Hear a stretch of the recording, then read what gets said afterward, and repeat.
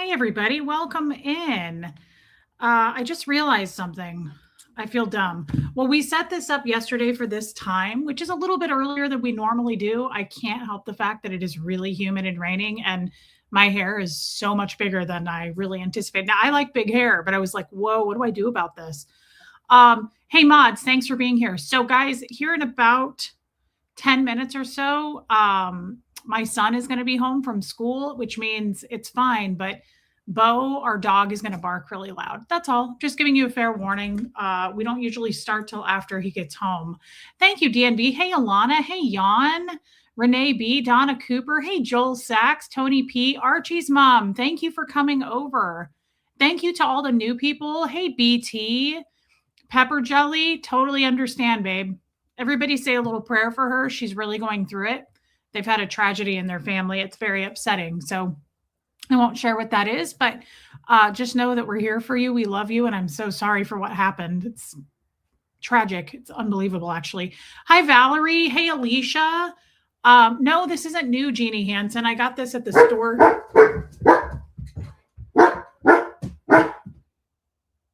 He's not home yet, Bo. Hey. Bo. Come here.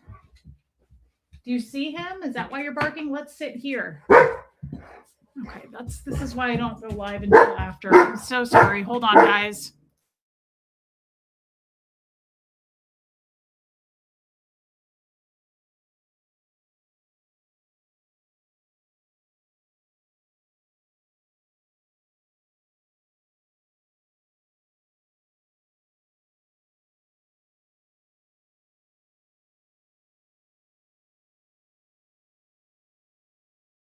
Okay, he's home, and I'm sorry for that, you guys. I should have waited, and I apologize for that. Hey, Hux. Shannon Gaddy, welcome in. I want to say welcome to the new people. Hey, Holly. A big welcome to the people who came over from the boat. I really, really appreciate it. My channel is very different than Tommy's. I think we all kind of know that at this point, but he does a lot of true crime stuff, and we do a lot of just real life, true life stuff. And every day is a different topic. Every day is a different subject. We go into the weeds on stuff. It's just very different over here. I hope that you will, hey, Beautific Vision, thank you for coming over. I hope that you guys will give me a chance. A lot of you, hey, Jamie Cotton, hey, Lisa Smith, Radiate Life Force, welcome in. A lot of you have asked about Scientology. Some of you don't really even know what Scientology is, which is, I love that. I think that's fascinating. I was born and raised in Scientology, and a lot of you have been asking me to kind of talk about that, do a show. Hey, Abigail. And to be honest, I'm happy to do that because thank you, Archie's mom. I don't talk about Scientology enough. I've only been out of Scientology for 3 years now. This last New Year's Eve was my 3-year anniversary being out of Scientology. So there are like some other ex-Scientology. There's an ex-Scientology community on YouTube, and there's quite a few channels. Yeah, Tony P. There's quite a few channels that talk about their experience growing up in Scientology or their backgrounds in it. Everybody's a little bit different, and I'm thankful for all of them because we need to spread the word. I was going to say something else and I don't remember what it was. Hey, Miss Sassafras. Hey, Allie, welcome in. I don't know what the heck I was going to say. I was leading into something and then I just lost it about the ex-Scientology community. I don't know, but I will say this. Everybody's a little bit different. Everybody came from a different spot. So we're not all the same. We all have very different experiences. Oh, I know what I was going to say. Hey, Philip Wright. Thanks again for your email. I have been out for only 3 years, and a lot of the other guys have been out for quite a long time. Not that that means anything other than I feel like, and they may correct me if I were wrong on this, but I feel like they are able to talk about it a little bit easier. I'm in therapy and it's helping so much and I'm doing great, but I still struggle. Yeah, Mary Krause, I still struggle big time. On some of the stories as I go through them, as I move through it, as I move through the memories and I talk about it, I still struggle. Hey, Just Jen. And I think I've gotten way better. I cry a lot less. I'm a lot less emotional. I think that it helps a lot for me to talk about it. Please, if you have questions, I really welcome that. So as I move through this, I'm going to star questions and I will be able to answer those. Thank you, Archie's mom, but it helps to talk about it for me. I need to. And asking me questions helps. Thank you. Thank you, Wendy Brewer.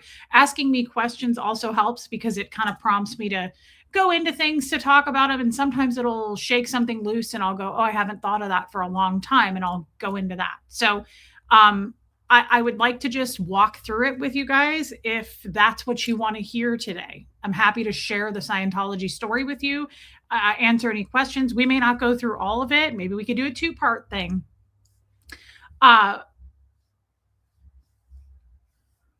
That's crazy, Armin, eh?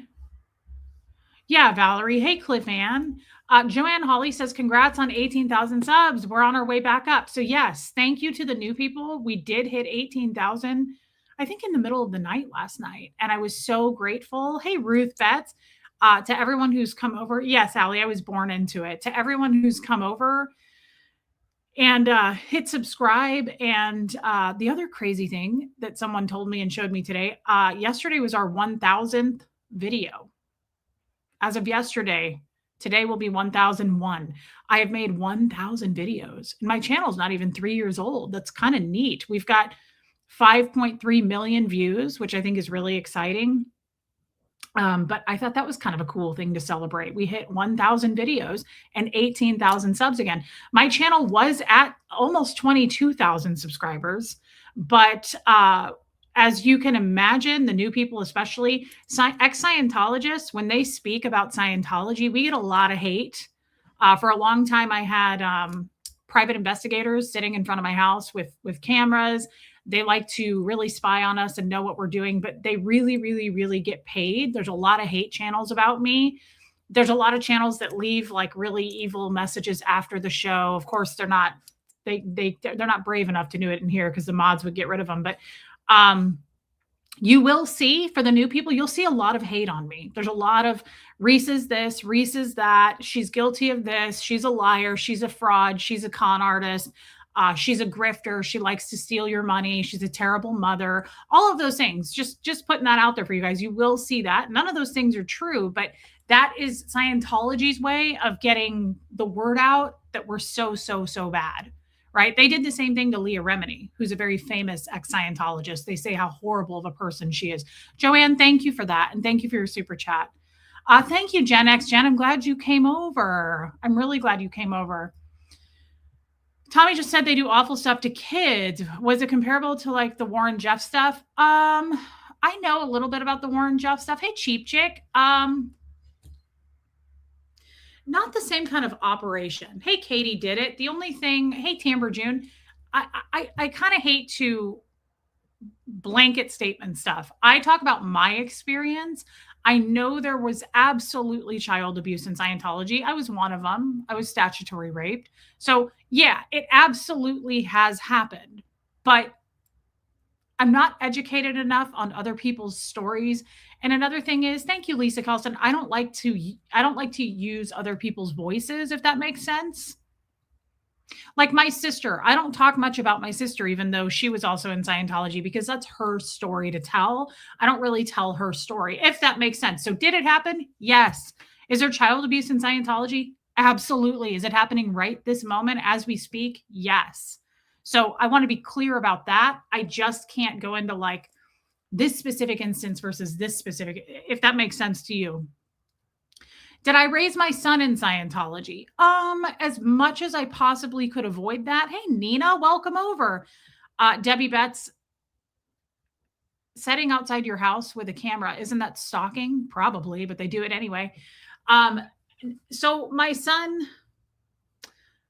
I mean, technically, yes, he was raised in Scientology with me.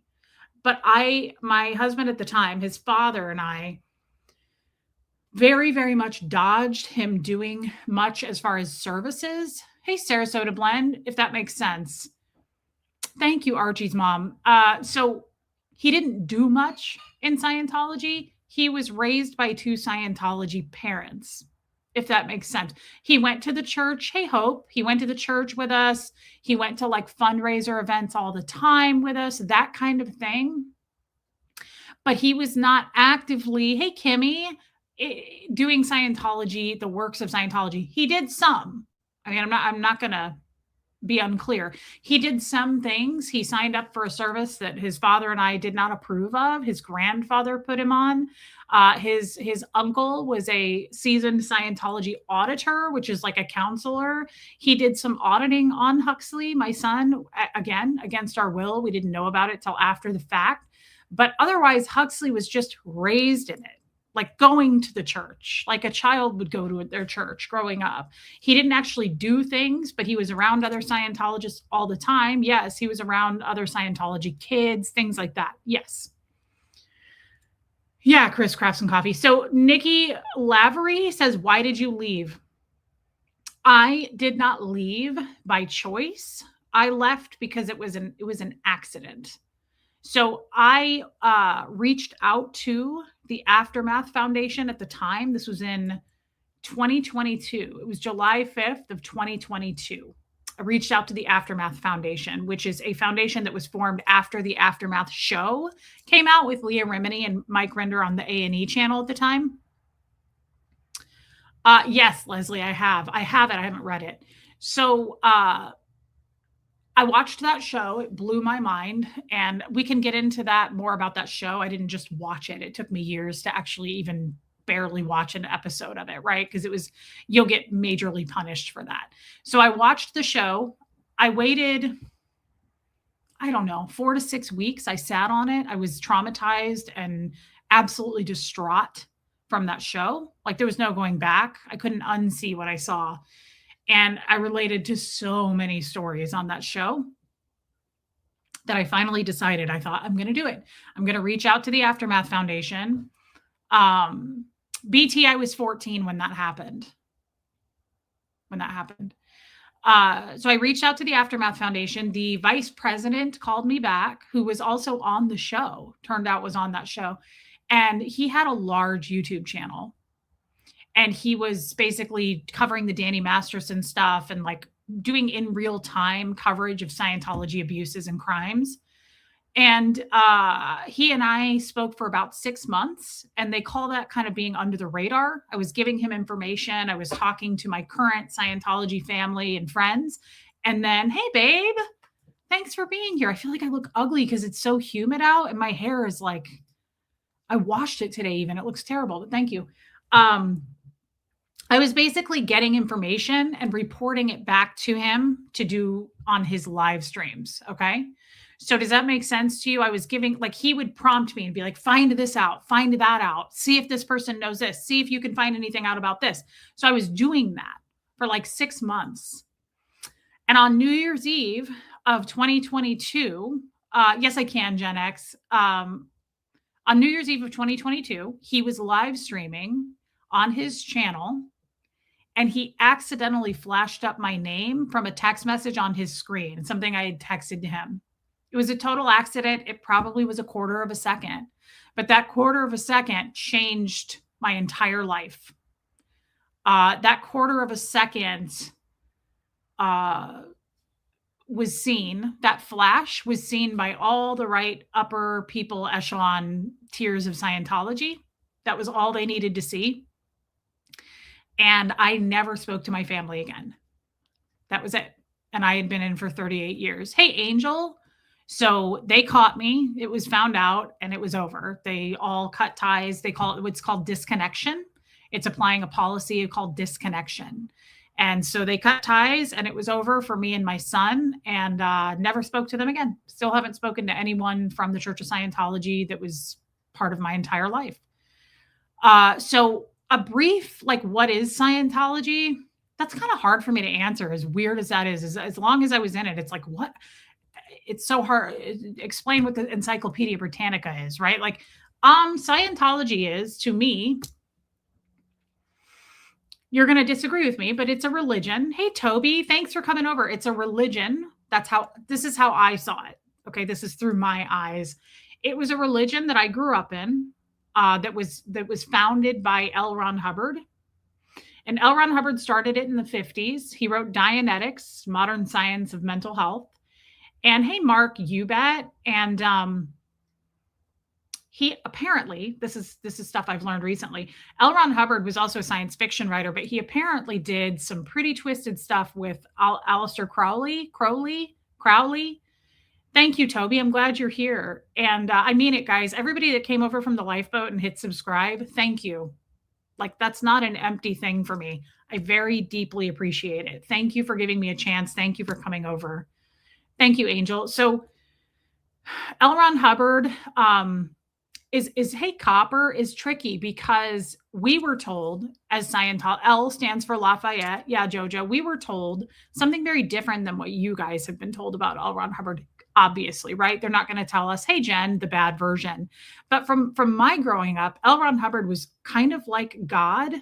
No, Ruth was kind of, we worshiped him a lot of ways like God. I never was comfortable doing that, but we did that. Thank you, Toby. Hey, Tiffany G. And hey, Cindy. And all you do in Scientology is study the works of L. Ron Hubbard. To this day, L. Ron Hubbard is the most prolific writer in the world. He has written more books than anybody else in this world. So we just study the works of L. Ron Hubbard. And there's two different ways to do that. Either way, it's incredibly expensive. You are going to go into debt being a Scientologist because you are getting what's called training, but you're also getting what's called auditing. What does Scientology think of non-members? They think they're criminals. Hey, Christian, welcome back. Growing up, my father described people in the outside world as to be feared, liars, thieves, criminals. They are not to be trusted. People who are not Scientologists. Hey, Riley's human to a Scientologist. We are all told that. Now, does that mean that like we never left and went out into the world? No, I worked in the real world. I went to school until 9th grade, but going to school, love you too, babe. Thanks for being here. Thanks for supporting. It means a lot to me that you're here.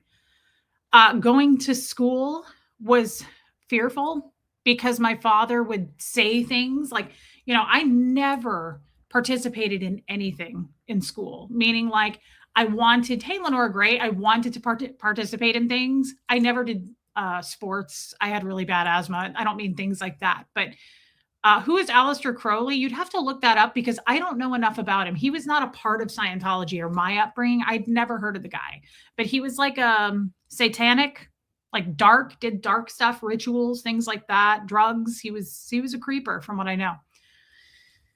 Nina, that is so supportive. Thank you for becoming a member and you have the cutest dog. Thank you, Nina. Guys, that is really kind of you. Thank you. It helps me and my son.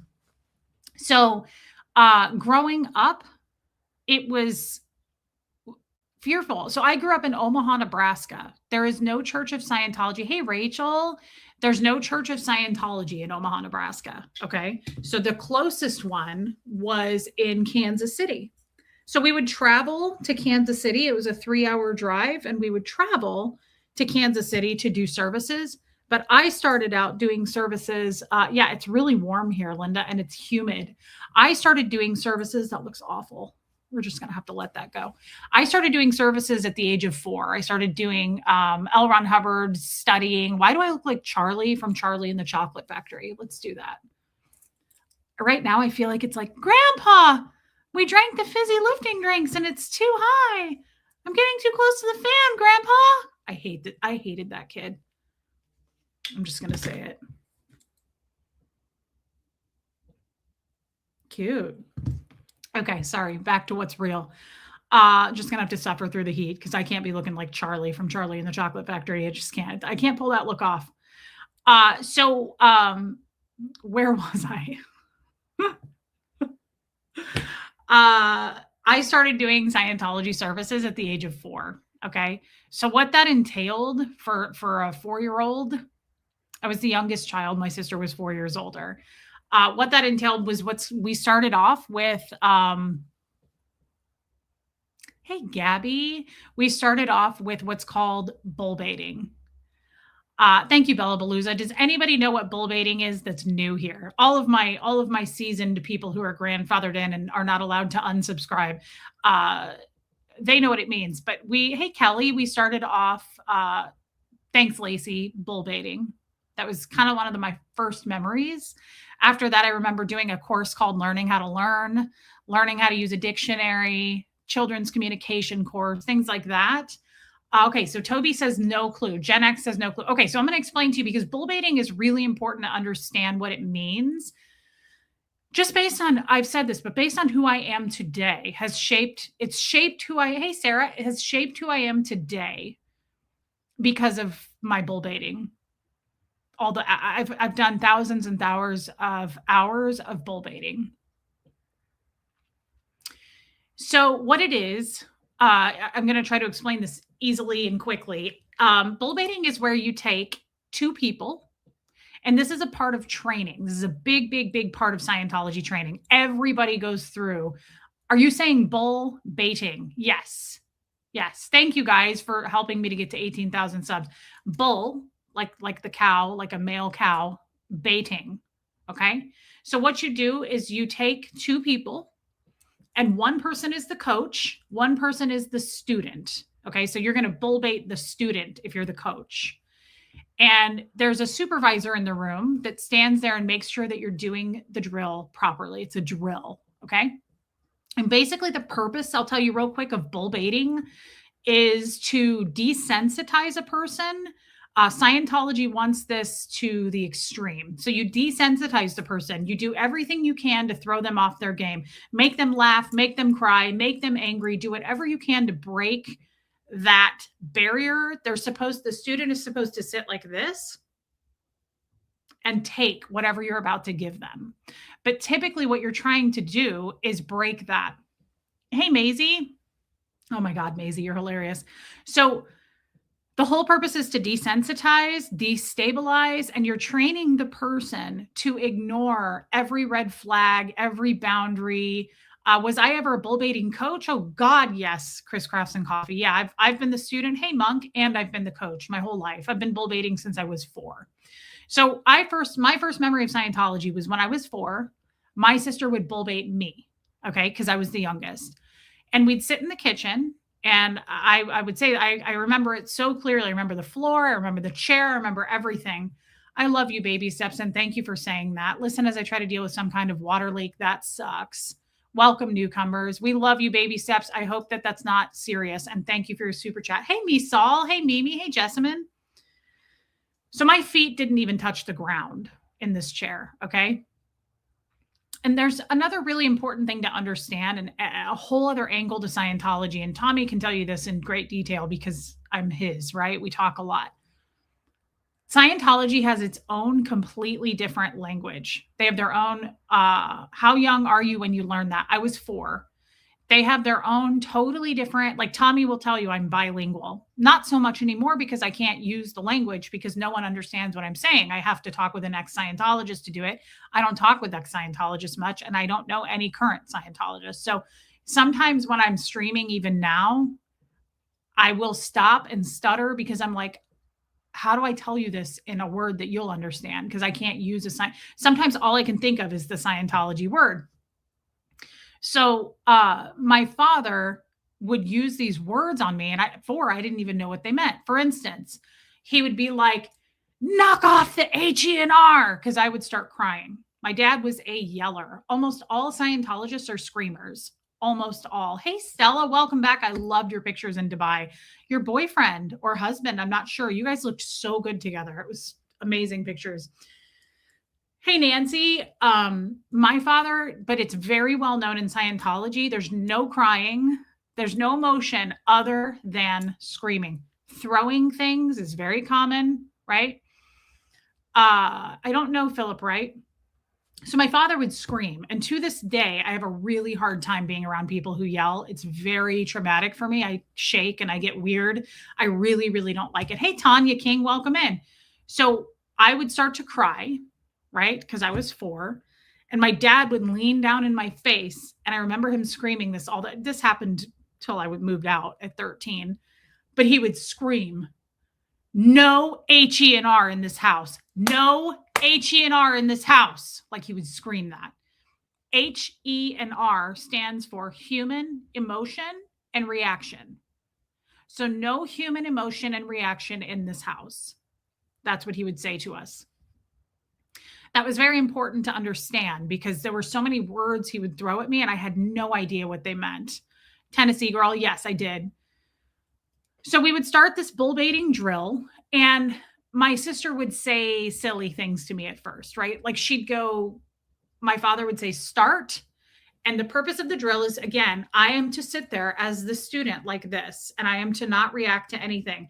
And if you react, you say flunk, and then you start again, right? So you can't react, meaning like if you say it, if you're the coach and you go start, and I go like this, flunk, you can't do that. If you say start and I go, okay, flunk, you can't do anything. There's no reacting. You have to understand that just starting this, there's no reacting. So you can't over blink, you can't flinch, you can't clear your throat, you can't sneeze, nothing. Okay. Or you flunk the drill. So you are to be there comfortably with zero reaction.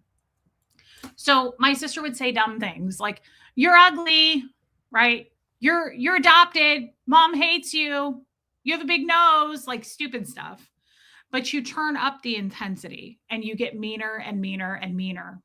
And I would either react by laughing or crying. And if it got ugly enough, my dad would scream at us, right? And be like, you're not doing it right. Knock it off. Like he'd scream at us. And I was 4. My sister was 8. And I was 4. And I would sit in this chair and I would be like, I got so freaked out when my dad would yell. Like my sister, I'm sure she did too, but being 4, it was a little scarier. My dad's a very large, tall man, very big guy. And he'd get down in my face and scream. And my sister would go, don't cry, don't cry, don't cry. And so it was just this like right out of the gate, hey, Melissa, learning to suppress all emotions and reactions. And that's what bull bait is. And my father thought he was making really good soldier Scientologists, right? He thought he was doing the right thing. Thank you, Lydia. Yes, he made my sister and I do that to each other and he would watch. And we did that almost every day of my childhood. I mean, we would do that at least 4 nights a week. And my dad would stand there over us and watch and scream. It was horrible because here's another side effect to that. Not only does it F up the person, right? But my sister and I have never had much of a relationship. So early on, you're teaching 2 people, right? Christian, I have bigger than this. You're teaching, hey, Amy G, 2 people. Hey, Barbara Waite, you're teaching 2 people. You're pinning 2 sisters against each other. And it is almost like dog fighting. You're teaching them to dislike each other, to hate each other. It definitely drove a wedge between us. By the time the 2 to 3 hours of straight bull baiting was done, I hated my sister. I wanted nothing to do with her. And she didn't want anything to do with me. I did not want to be around her, right? Like it drove a huge wedge in our relationship. And to this day, I mean, my sister and I, for the first time ever, live in the same city. We just had our 2nd Christmas together that I can ever remember. And Thanksgiving. Hey, Chops World. So we are not close at all. Like I asked my sister not that long ago. This is an example. I'll tell you. I was like, did you go to high school? Like, I don't know much about her at all. Right. We just weren't close. What's the purpose of bull baiting? Hey, smudgy girl. Thanks for coming over. Hey, Addie. What's the purpose of bull baiting? The purpose of bull baiting. So let me get through it a little bit longer and then I'll I think you'll make that conclusion yourself, Tanya. I'm going to tell you a story that everybody else knows, but I'm going to make it quick because it's not a great story. This is an example of bull baiting that is more realistic. Okay. So in my kitchen was the soft, mild bull baiting. When you get into a Church of Scientology to bull bait, you're looking at some hardcore stuff there. Okay. So my dad takes me when I'm 8 years old and we go to the Church of Scientology in Kansas City. Okay. So I'm 8 now and I'm pretty seasoned at this point. Like, yeah, I'm pretty desensitized. I can handle it. Yeah, Bella, kind of. That's an aspect for sure. Hey, Babs. So Babs is right. It teaches you to tolerate harassment and abuse. So I'm 8 years old and I'm going in to get bull baited by in a real course room with a real supervisor. So I go in and there's other people getting bull baited. There's other kids, right? So I sit down and my coach is about a 45 to 50-year-old man. I don't know how old exactly he was, but he was up there. He was much older than me. I was 8. And he's assigned to me. And mostly through my Scientology upbringing, I was assigned men. Almost always. There was less women and more men, and they were older men. So I don't know this man, but they're like, okay, you ready? I mean, you've done this for years, right? You know what you're doing. And I'm like, I'm ready to go. I've been doing this for a long time. And this man, I think I can tell this without crying now, but I'm already starting to feel a little choked up.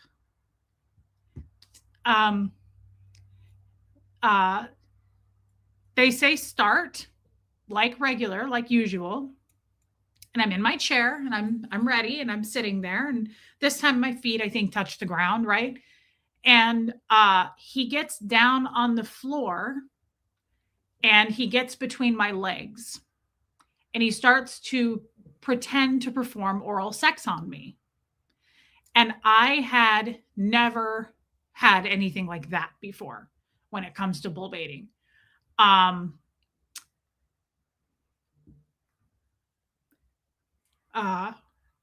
It really scared me. Obviously, I reacted. I remember just doing this, and I was like squirming back in my chair. And of course, they're like, flunk, knock that off. Come on, like get through this drill, okay? And you do disassociate, yes. And I love you, Shelly Kelly. Thank you. I know you do. I'll get through it. I've told this story before. It's always a little bit like I go right back into that chair. I can remember the moment. I remember everything. And it's just so, I love you, Rhonda McNeil. It's just upsetting every time. It probably will never not be upsetting. Thank you for your super chat, babe. So I start squirming and this goes on, hey, Bigsy, for probably over an hour. I mean, this goes on over. So here's the thing that I'm not really telling you. Once you flunk, so flunking is reacting. So once I go like this, I start crying. I started freaking out. I'd never had anyone do that to me. And you have to do it over and over. It's called, you have a button. You have a button on that. They found your button, your weakness, right? What that means is, what they say is, and this is Scientology speak, they would go, okay, so you have a button on that. Now we're going to flatten it. We got to flatten that button. That's what that means. We have to do it over and over until you no longer react. So like someone could do this, right? Someone could do anything to you. And if you go like that, then they go flunk. You have a button on that. Now we got to flatten it. So you don't get through the drill until this is the end result.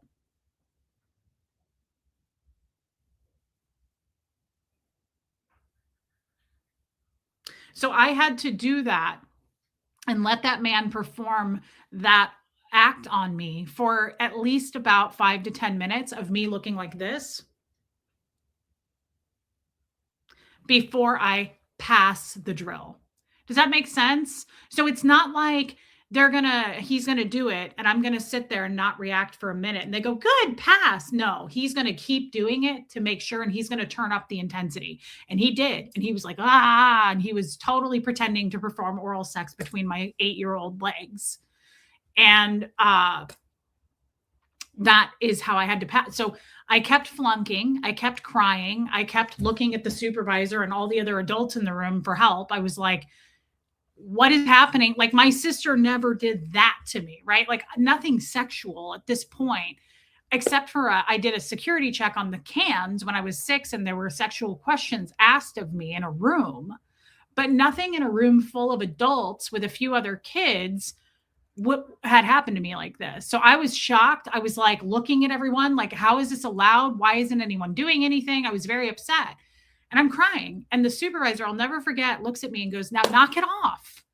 Get through this. You've been doing this for years. Knock it off. Get through it so we can get to the next drill. Okay. Like no emotion. Let's go. No H, E, and R. Remember human emotion and reaction. So, that was my first. And here's the problem with that. Skipping forward to me being a 41-year-old woman now, who's in therapy, of course. I was explaining this to my therapist not that long ago. Yes, I met John Travolta. I was explaining this to my therapist not that long ago. And my therapist goes, "What?" He goes, "That's a learned freeze response. They taught you to freeze and ignore every one of your boundaries, every one of your red flag, bell, whistle, alarm. Your internal system was going off, right? And they're teaching you, not only teaching you, but rewarding you for it. So, like, great, you passed that drill, right? Great job. Good. Now let's get on to the next thing. Not only is it a good thing, you're rewarded and move on to the next higher level. So, as an adult now, I've never understood why until recently in therapy. My whole life, someone could come up to me literally in my face and go, "You're a piece of shit mother." As a matter of fact, my ex-husband used to say it in front of my kid. He'd say, "You're a cunt mother." Excuse my language. And I would just stand there. Anytime someone, "Hey, oh my God, not that nonsense." Anytime in my life, I've had abusive ex-boyfriends, ex-husbands, whatever, friends have said to me or done something horrible, flipped out on me, whatever it is, I always do this. And my ex-husband used to say to me, "Stop bull baiting me. Turn off your Scientology bull bait," because he would get in my face and he would start screaming at me. He would spit on my face when he would scream, and I would just.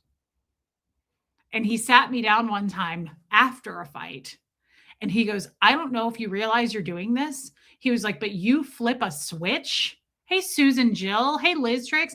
He said, "You flip a switch when we start fighting and you just become a zombie. You become dead behind the eyes." And he goes, "You're turning on your bull bait." And I said, "I don't realize I'm doing it. It's at this point, right? Like I've been doing it for decades. I don't realize I'm doing it. But it makes total sense now that I've been in therapy, right? It makes total sense. All of these reasons that I don't react. I am not a yeller at all. Ask Tommy. I'm not a yeller. I don't like when people turn up intensity around me, if it happens, which I really am careful. My circle is small these days. I wouldn't allow anyone to do that around me. But I am well in tune with it now. When I am around high intensity, high yelling, anything like that, that's what you're going to get. Every time I just turn on my bull bait because that's how we've been practicing forever. "You're this, you're that, fuck you." I mean, I have had men literally, as I've gotten older, it gets more sexual as you get older. I was in my 20s doing a hardcore training bull baiting program. Yes, one of them. And I had this man, he was the coach, and I was sitting there like this. And I had this guy grabbing on my shirt. And he was like, "You want me to rape you? You want to get raped, you little bitch?" Like I have had major, like turned up the intensity volume of, usually on a woman, it's that. Because also for me, I can't watch movie scenes where there's any kind of rape. I get very, very, very, not like any of us can, but I get super triggered. I'm quite fearful of men to this day. I won't let a man do a pedicure on me. I don't like to be touched by men. I love men, don't get me wrong, but I get nervous. I feel much safer with women than I do men. Like I wouldn't go anywhere alone with a man I don't know, things like that. And so, yes, like all through my adult bull bait history was mainly geared towards sex, rape, things like that. You know, they might say like, "Aren't you a stupid idiot?" Like something like that, but that doesn't get to me. What would get to me was that, like, "You want to get raped? You want me to bend you over this chair?" Like they would say the most vile. I'm being mild because I'm on YouTube and I also don't want to trigger people, but they would say some pretty ugly things to make me cry or make me react or look fearful, right? Thank you so much. Luna Lynn, I love when the lurkers come out to tell me things like that. Thank you, my friend. I appreciate you. Does this bull baiting continue as long as you are in Scientology? Absolutely. Hey, Auntie Janet says, like I told you, and I'm not lying, I have had thousands and thousands of hours of bull baiting. It's a big, big, big drill in Scientology for this reason. The real purpose, L. Ron Hubbard would tell us, the real purpose a Scientologist would tell you. Why do we do it? You're wondering this, right? Like, why do we do it? Because we need to be prepared for anything and everything. And another big reason is we are making what's called auditors. Okay. Auditors are the big money makers in Scientology. That's where you go and you pay thousands and thousands, hundreds of thousands of dollars to get professional auditing, where you sit in a room one on one with a person who is fully trained for anything and everything. And you're holding these cans that are hooked up to electrodes on a meter. Hey, Linda. And it's like a lie detector test, and they are operating that. So they have to be prepared, hey, Sharon, for anything and everything to happen during that session. It's called a session. And what happens if the person being audited is like, fuck you, I'm out of here, whatever. What if they start reacting? What if they tell a horrible story? The auditor is not allowed to react to anything. The auditor is not allowed to cry. The auditor is not allowed to sympathize with that person. The auditor is what I was showing you. It's that 8-year-old. This is the auditor. So the person being audited is sitting across from you going, and my mom died, and I lost a child, blah, blah, blah, right? And the auditor is going, I understand. Thank you. So the whole purpose, right? Do you feel that way with all men? No, of course I don't. And I don't go in public and see a man and get nervous. I just have had enough experience with outside of this conversation I've shared, but I won't right now. I've been assaulted. I've been in some scary situations. I've been shoved up against walls, like in area. I get nervous. I've been groped by men. And so I don't feel super safe if I'm with men I don't know, right? If I know you, like I'm going next week to LA to meet a bunch of people. I'm sure there will be men there and I'll hug them and say hello. I'm not afraid of men. It's just I prefer to be around women and I feel much safer with women. What would you say to someone you recognize from Scientology when you go to LA? Great question, Kim. I would go up and of course try to say hello to them. And not in a mocking way or anything like that. I would love to see some of my friends.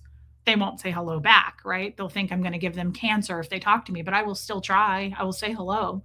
I would love to run into someone. So it's that you don't have any kind of emotional connection with someone being audited. Correct. So I'll give you an example. My second husband died. Most of you know that. My second husband, do they do this to men too? Oh, yes. Yes, yes, yes. They do this to children, men, women, older people. There is no age in Scientology. That's important to know as well. Yeah, Auntie Janet. Children in Scientology are the same age as you all are. So what L. Ron Hubbard called us as kids was big beings and little bodies. We get the same treatment as everybody else. Hey, Brittany Malk, welcome. Thank you. And hey, MLG Gamer, you are treated exactly the same as a child. That is one of the reasons my father screamed and we couldn't watch a lot of TV. We were out cleaning all the time. We were producing, we were studying L. Ron Hubbard. There are no children. Like I didn't grow up with dolls. I didn't grow up with toys, like none of that. That was all inappropriate, right? Like we didn't really celebrate. After my mom left when I was 6. And after she left, my dad didn't celebrate shit. Like I didn't have a birthday with him. Like it just, and it's not that you don't celebrate that stuff. You can in Scientology. It's just, I'm not a child to him. I was not a child. So it was not like, good for you, right? Like there was none of that. So to give you an example, my husband passed away in 2019. And I was crazy about that man. I was really, really in love with him. He was much older and he was not a Scientologist. Okay.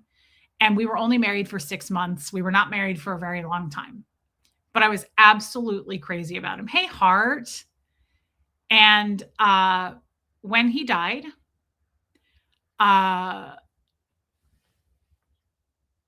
I'm trying to think. Within about 24 hours, I got a message from maybe someday I got a message from one of my friends at the church.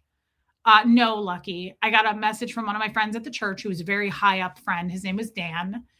And he said, I know that your husband died. You need to come in. You need to report in like immediately for, I will answer you, Steph. You need to report in immediately for a session, an auditing session. Okay. So I'm going to give you guys a great example of how bull bait works. Okay. Did you get to see your mom in the time between you left? My mom left when I was 6. I probably saw her 4 to 5 times until I turned 18. So no, I did not see my mom hardly at all. Forever Huff's Living. Thank you for being here and giving me a shot. I appreciate that. I don't know what that means, Mary Krause. Hey, SoCal Joy. So I'm sorry, Susan. I'm sorry you lost your husband. I'm sorry to anybody who lost their husband. So I go in for a session. I will answer that. Here you go. My sailor friend, I'll answer that. I starred your question so that it doesn't get lost. So I go in and I don't know my auditor. They assigned me someone. His name is Colin, and he was 17, maybe 18. He was a young kid. And he takes me in session, and I'm sitting in session on the cans, like I just explained to you. And I'm a mess. My husband just died. And just to add to this story, 3 days before my husband died, my dog died. Neither one of them I knew were going to die. They both died 3 days apart. Okay. My dog dies on Wednesday. My husband dies on Saturday.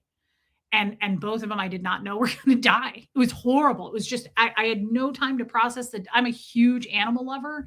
I didn't have time to process the death of my dog before my husband turned around and died. It was absolutely horrific. It was such a hard time for me. So I go in for session, and the auditor is presenting me with questions, and he's asking me about Fred, and I'm trying to talk, but I'm crying so hard. I'm going to give you an example. I will say something like, he will ask me a question and I'll go, I don't know. I'm just so upset. And he has zero emotion because he has done thousands of hours of bull bait. He's an auditor. He's trained to handle this and anything coming his way. He looks at me and he goes, I understand. I'll repeat the auditing command.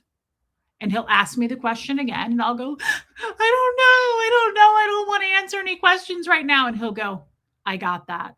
I'll repeat the auditing command. So there's also no boundaries in Scientology. And that's one of the reasons when I first started my channel, people hated me. People still hate me. Actually, more people hate me now, but neither here nor there. I don't have any boundaries. I'm working on it. But in Scientology, when I was 6 years old, I was on the cans and I was given what's called my very first sec check. A sec check is a security check. I'm going to go back to the husband story. Don't worry. I'm given a sec check, and I'm about to freak you out. But some of the questions, not verbatim, but some of the questions were, do you touch yourself inappropriately? It was more in detail than that. I'm just not saying the words. Do you want to touch your father inappropriately? Do you want to touch your siblings? Do you want to touch your dog inappropriately? I was 6 years old when they did that list on me. So there are no secrets. There's no boundaries. And if I were to say to you as an auditor, I'm not comfortable answering that question, that's very inappropriate. The auditor would go, I understand. I'll repeat the auditing command. And there's no getting out of that. You will be in that room for 8+ hours with the door locked. You're not leaving unless you have to go to the bathroom, and they go with you. So it's not easy in the outside world like it is for you guys. This is one of the reasons people have walked all over me my life. And I don't mean that like I'm a victim, poor me. I mean, this is truly one of the reasons narcissists like my ex-husband spotted me and said, hell yes, because I was in a high control group and I was trained to shut my mouth at all times. Right. So I couldn't say, I'm not answering the question. Fuck off. Right. I couldn't do that. You have to sit there and answer every question. There's no way in hell you're getting out of an auditing situation, and they want to know everything. They will know everything about you. When I was married, they'd say, What kind of sexual positions do you use with your husband? Good. How many fingers were used? Excellent. Now tell me what you were thinking during the sexual act. And I have to answer that. Do you think that I'm going to be able to go, I ain't answering that? Not appropriate. No. So my whole life since I was 6 years old doing that interview, doing that sec check, that's one of the reasons I don't like I this channel isn't for everyone because I don't have a problem talking about sex. I can talk about sex with a straight face. I normalize all those topics. It doesn't bother me. And it also doesn't bother me for people come on here and go, "Can I ask you a personal question?" I'm like, "There are no personal questions for me. Are you nuts?" I was in Scientology. I literally I did a drill once with a grown man. And the purpose of the drill is to bring you into present time. And the grown man in a room full of people was walking around going, touch that bookshelf. Good. Touch your labia. Okay. Touch that desk. Good. Touch your left nipple. Good. Touch that computer. Good. Touch your right ear. Good. So I've been doing all this stuff from a very young age, and I don't feel I'm once again very desensitized. That's why a lot of people are like, she's vulgar, she's disgusting. Well, that's how you were raised. Good for you, right? You were raised probably a little bit more properly. Your father wouldn't approve of how my father raised me. That's just the difference between us, right? It doesn't make, I'm not trying to push people's boundaries. You've got it all wrong. I'm not trying to trigger people. It's just that is how I grew up. There is no hot spots for me. There's no, ooh, I don't want to talk about that. There's no, I'm not comfortable answering that, right? There is none of that. It's not by choice. It's just that's kind of how it happened for me, right? So I'm in this room. Tammy, thanks for being a member. I thought you already were. Thank you, my love. Hey, Miss Tatey. So I hope that makes sense, what I've said so far. So I'm in this, I'm about to get what's called, and this is important to share because this is the turning point for me when, thank you. I've never gotten vulgar from you. I can be slightly older myself and appreciate honesty and openness. I'm just very open. There's a difference. I'm not some like dirty comedian that's like trying to make people shift around in their seats and make them uncomfortable. Do I joke about it? Sure. I was raised by George Carlin. Literally, that's all I watched was George Carlin and The Silence of the Lambs. Thank you for telling me that, Abigail. Thank you, Tammy. Do I know Jesus Christ? I just found out about Jesus Christ close to a year ago. I've never been happier. Thank you for asking me that. So I'm in this, I'm getting at this point, we set the cans down. Yes, I do. We set the cans down and we go out for another part of auditing, which is not on the meter. There's all kinds of auditing, okay, in Scientology, but the meter is a big tool they use, but there's all kinds of auditing, right? So we go outside to do what's called a loss of a person assist. There's all kinds of assists.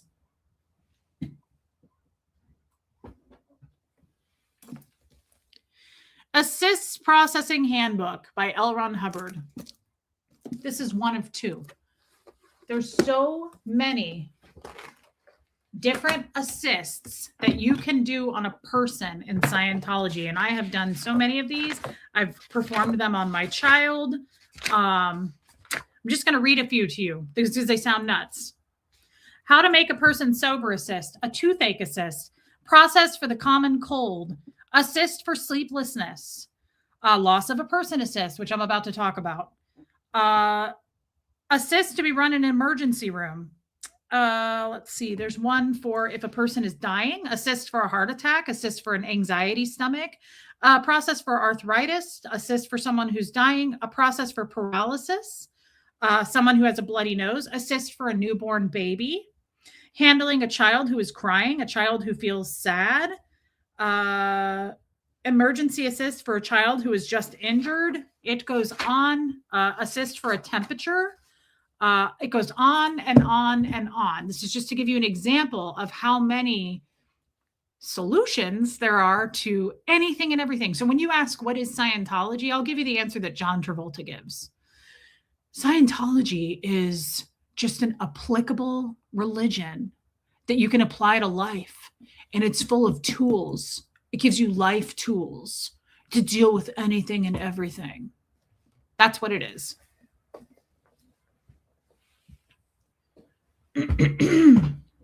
Susan Jill, that is so kind of you.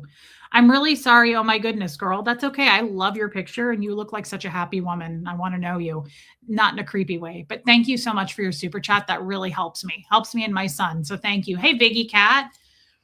And thank you for the kind words. So we go outside to run a loss of a person assist. And this is important because if you're staying with me, if I'm tracking like I should be, I'm not always good at this. I'll kind of go into different weeds, right? I run into the weeds. This is an important part of the story for me. Oh yeah. John Travolta's kids are very much Scientologists. This is important because this is the turning point where I started to doubt Scientology. Until this moment, I was a diehard. Hey, Sarah Blackshear. Hey, Charlene. I was a diehard Scientologist. And you need to understand that. I was raised in it. I was born into it. I believed everything I was told. I was completely indoctrinated. My husband, Fred, died. And I go in and they go to do this loss of a person assist. And there's one, they call it a command. They're giving you, the auditor is giving you a command. You are to give an answer. He acknowledges your answer and he gives you the command again. Okay. There's one command for this assist and that's it. We did this assist for hours and we walked around the courtyard. We walked around the building. There's people watching everywhere, but they know we're in session. So you can't talk to people and they can't talk to you. You're with your auditor. The auditor is holding a clipboard, making notes, right?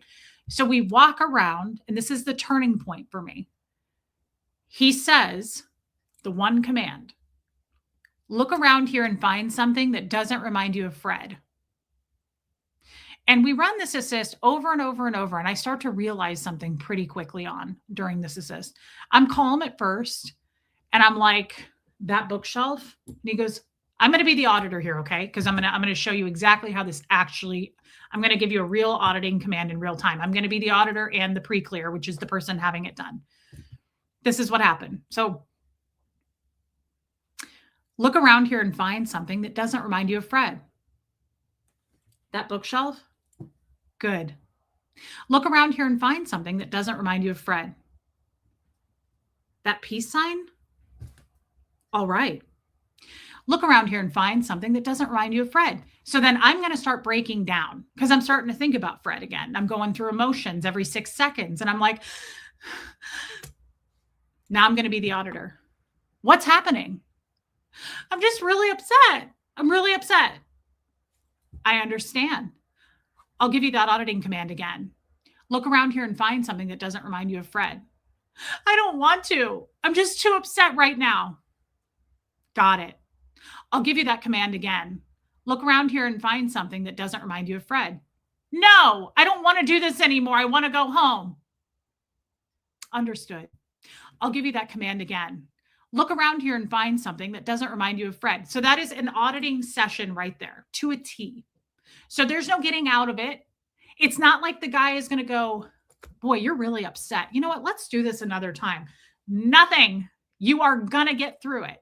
LRH says the way out is the way through. You don't get to go home. You don't get to go to the bathroom. You don't get to do shit. You have to keep doing it until it's done. So I am trying to suffer through this. And it's like, this had to have been a God wink, but I didn't believe in God at the time. There was no God to me at the time. There is no God in Scientology. God is a joke in Scientology. There is no God. We're laughing at everybody who thinks there is a God in Scientology. They mock people who believe in God. I don't do that anymore because I found God. So at one point, I'm really trying to just get through this. And it's not uncommon for me at this point. I've been in Scientology for decades to fake it to get out of it. At this point, I'm like, I'm done with this. I'm done with this, right? How much does it cost to do this? Hundreds of thousands of dollars. Auditing is thousands of dollars, thousands and thousands of dollars. So I'm doing this drill. And he goes, look around here and find something that doesn't remind you of Fred. And it dawns on me. It's like a God wink. And it dawns on me, guys. And this is huge. This is hey, Nicole, the Kiwi, this is big. It may not be big to you, but it was big to me because I am a dyed in the wool Scientologist. I'm not like 1 foot in, 1 foot out. I'm not like just kind of, I believe everything I'm told up to this point. I struggled through Scientology. Don't get me wrong. I questioned stuff, but I still knew in my core I was a Scientologist and L. Ron Hubbard was the way. Like I still believed that. And at one point he says, look around here and find something that doesn't remind you of Fred. And I was like, and it just clicked. And I thought, you are doing what bull baiting does. You're desensitizing me to Fred. You're trying to get me to forget about Fred, to take the sting out of the loss, to no longer think about it, to move on, so to speak. There's no grieving in Scientology. Scientology does their own funerals. You know what they do at the funerals? You're not allowed to cry. There's no crying. There's no emotion. Like the last Scientology funeral I went to, someone started to cry and there was about 100 people in the room. And the woman went up, my mother-in-law actually, she went up to speak and she went, I worked with Liz for 40 years. And she starts to cry and everyone in the room went, no crying, no crying, no crying. I have it on video in case you need to know if I'm telling you the truth. It is not allowed. It is not allowed. So when you go to a Scientology funeral, they go, all right, congratulations to the guy that died. We'll see you when you get back. Drop the body, go get a new one. We'll see him when he gets back. He's doing great. That's it. There's no emotion. You cannot grieve. There's none of that. So I also am a little effed up as a human being there. Like when someone dies, I'm like, oh, bummer. What do you want to eat for dinner? I'm much better at it now. But I'll tell you right now, like death is nothing in Scientology until I lost my husband. Then it was something for me. What's the end game? What are you promised in the end? Yeah, it clicked for me, Time Mark. The end game is you reach, after you pay millions of dollars, you reach this top level, which is called OT8. OT8, thank you, Ruth. I'm glad some of you are getting something out of this, and I hope you're following what I'm saying.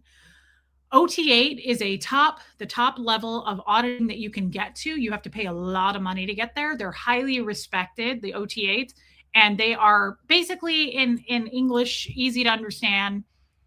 This is simplifying it a lot and minimizing it, but they have like special mind powers. They've unlocked the keys to the universe. Like they can leave their head and they can go climb into your head and they can see what you're saying and they can see what you're doing. And like I had an OT8 chiropractor that was like, I can scan your body right now and tell you if you have cancer. I can go through it and see. Like I believed that shit, but he would tell me that a lot. I have diabetes. And he told me why I have diabetes, because the mind in Scientology is very literal. It's called the reactive mind. And we're all trying to get rid of it in Scientology. And it records everything all the time, pain, unconsciousness, loss, anything like that. So when I was born, it recorded while I was being born.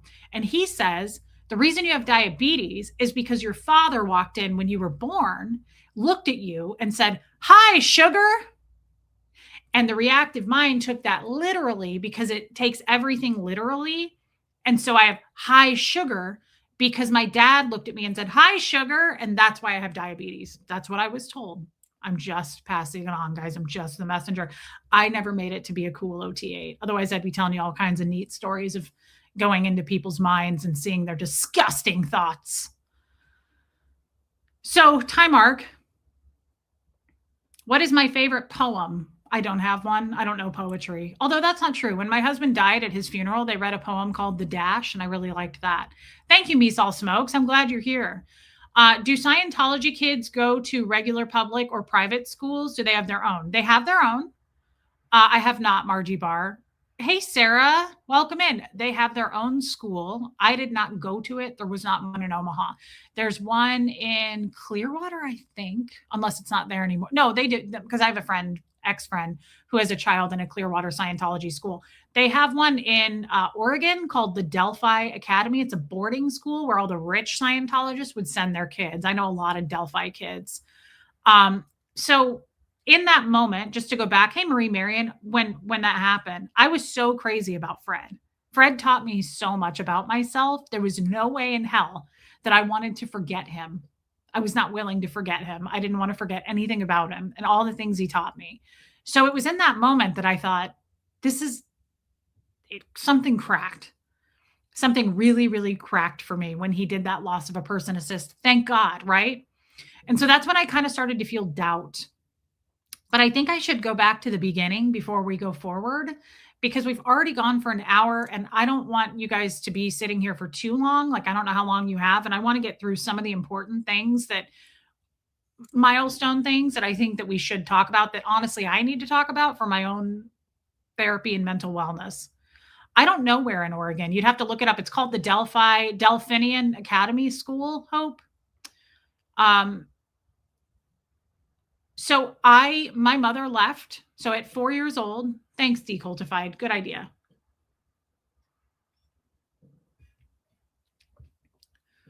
I started at 4 doing heavy duty Scientology around the clock, like after school. I went to preschool for a little while, like 3 days a week. After school, I started really, really hammering and perfecting bull baiting. At 5, 6, 7 in there, I started doing, I was in the Sea Org, Vicky. Yes. The cadet org. I started doing, it's in Sheridan. Hey, Dylan, I'm glad to see you again. This is Dylan. He's a fantastic person. He's another former ex-Scientologist. I kind of light up when I see the ex-Scientology community. If I like them, some of them I don't like, but if I like them because they're really kind people and they play nice with others, and I'm sympathetic to Dylan, and I'm sure he is to me, because we know what we went through. And as long as you can be kind to each other, I like you. But it's hard. It's sometimes hard for ex-Scientologists to do that. Not all of them, just certain ones. So my mother left when I was 6. And my father packed up our house, my sister and I, and we moved to Clearwater, Florida, which is what's called the Mecca. It's called Flag. And it's in Clearwater. Scientology pretty much owns the city of Clearwater, I think, at this point. But it's the largest Scientology area on planet Earth. And we moved there, and my father joined what's called the Sea Org. And the Sea Org is the highest echelon of the church. And it is a full-time where you give up everything. You sign a 1 billion-year contract. I'm not making that up. I've signed one more than once. It's a 1 billion-year contract. And you give up everything you have. You can't have a car, right? I don't know how my father drove a car and left it there. You have to sell everything. You can't have any debts. Now they've changed the rules. You can't take your children in, but back then you could. So my dad packs everything up, puts our house up for sale. My mom leaves, and he's like, hey, I'm pulling you out of school. We're going to go live in Clearwater. It was a shock to my system. My dad had a really cool 67 convertible Pontiac GTO red, and we packed up and we drove to Clearwater, and we were immediately separated. And it's important to know, my sister and I both had really, really bad asthma. She still does, not me so much anymore. I do have an inhaler I have to use, but I am better than I used to be. It depends on the time of year. It's not as bad as hers. But I had really bad asthma. Hey, Mama E, it's okay. And I had to have breathing treatments. My father never let us see a doctor, never. And my mom, one time, my dad only believed in chiropractic. I couldn't have an Advil. I couldn't have a cough drop. I got in trouble for that once, taking a cough drop. My father gave us massive amounts of vitamins as a child. I mean, why did my mom leave? She was pretty badly, not physically, but just abused by my dad. And they fought, and she decided to leave, and she wanted to take us. She tried to take us. I remember I was standing there, and he threatened her life. And he said, if you try to take these kids, I'll kill you. It was a control thing. He didn't want us. My father hated us, but he didn't want her to have us. So he threatened her, and she left. And then after that, Scientology called and threatened her, and she was just stayed far away. So my mother took me to a hospital when I was 5. I was having, she actually brought this up to me recently and she goes, "Do you remember that?" And I said, "I remember being in the hospital. I was in the hospital for a week." And she said, "Your dad always took you to a chiropractor with your asthma attacks." But she said, "This particular night," she said, "you were on the floor and you were blue." She said, "You were crawling, you couldn't get up, you couldn't breathe, and you were blue. Your lips were blue." And she said, "No, blow drill. I don't think you're talking to me though." She said, "I fought with him because he did not want me to go to the hospital." And she said, I just put you in the car and I just whisked you away." And that story makes me sad because it's just, I just can't imagine as a mother, like having to fight to take your kid to a hospital, watching your kid actively like gasp for breath, right? So she takes me to a children's hospital in Omaha. And I remember this. My father never came to the hospital. I was there for a week and he wouldn't come because he was not supportive of that at all. He did not believe in the medical field. They don't do much with the medical field. So, after leaving the hospital and being discharged, I'm on all these asthma medications. I have I have a nebulizer I'm supposed to do at night. I remember dropping the drops in and wearing this mask. What year was this? I was 7, Dylan. So 91, maybe? Probably about 1991. So I have to wear a mask at night. I've got like several inhalers that I'm using and I'm good. Like at the age of 5, I was breathing better. My mom said, "You were doing so much better." So my mom leaves and we go into the Sea Org and it was super hot there. I'm leaving from Omaha, Nebraska. We go to Clearwater, Florida. It's muggy as shit. It's humid. And the first thing they do is they separate us. And I did not see them again. I did not see my mom or my dad. I didn't see my sister. And the second thing they did was they took away all of my medications because they don't believe in that. So I couldn't have my medication. So I'm 7 years old. I'm totally in a new atmosphere as far as weather.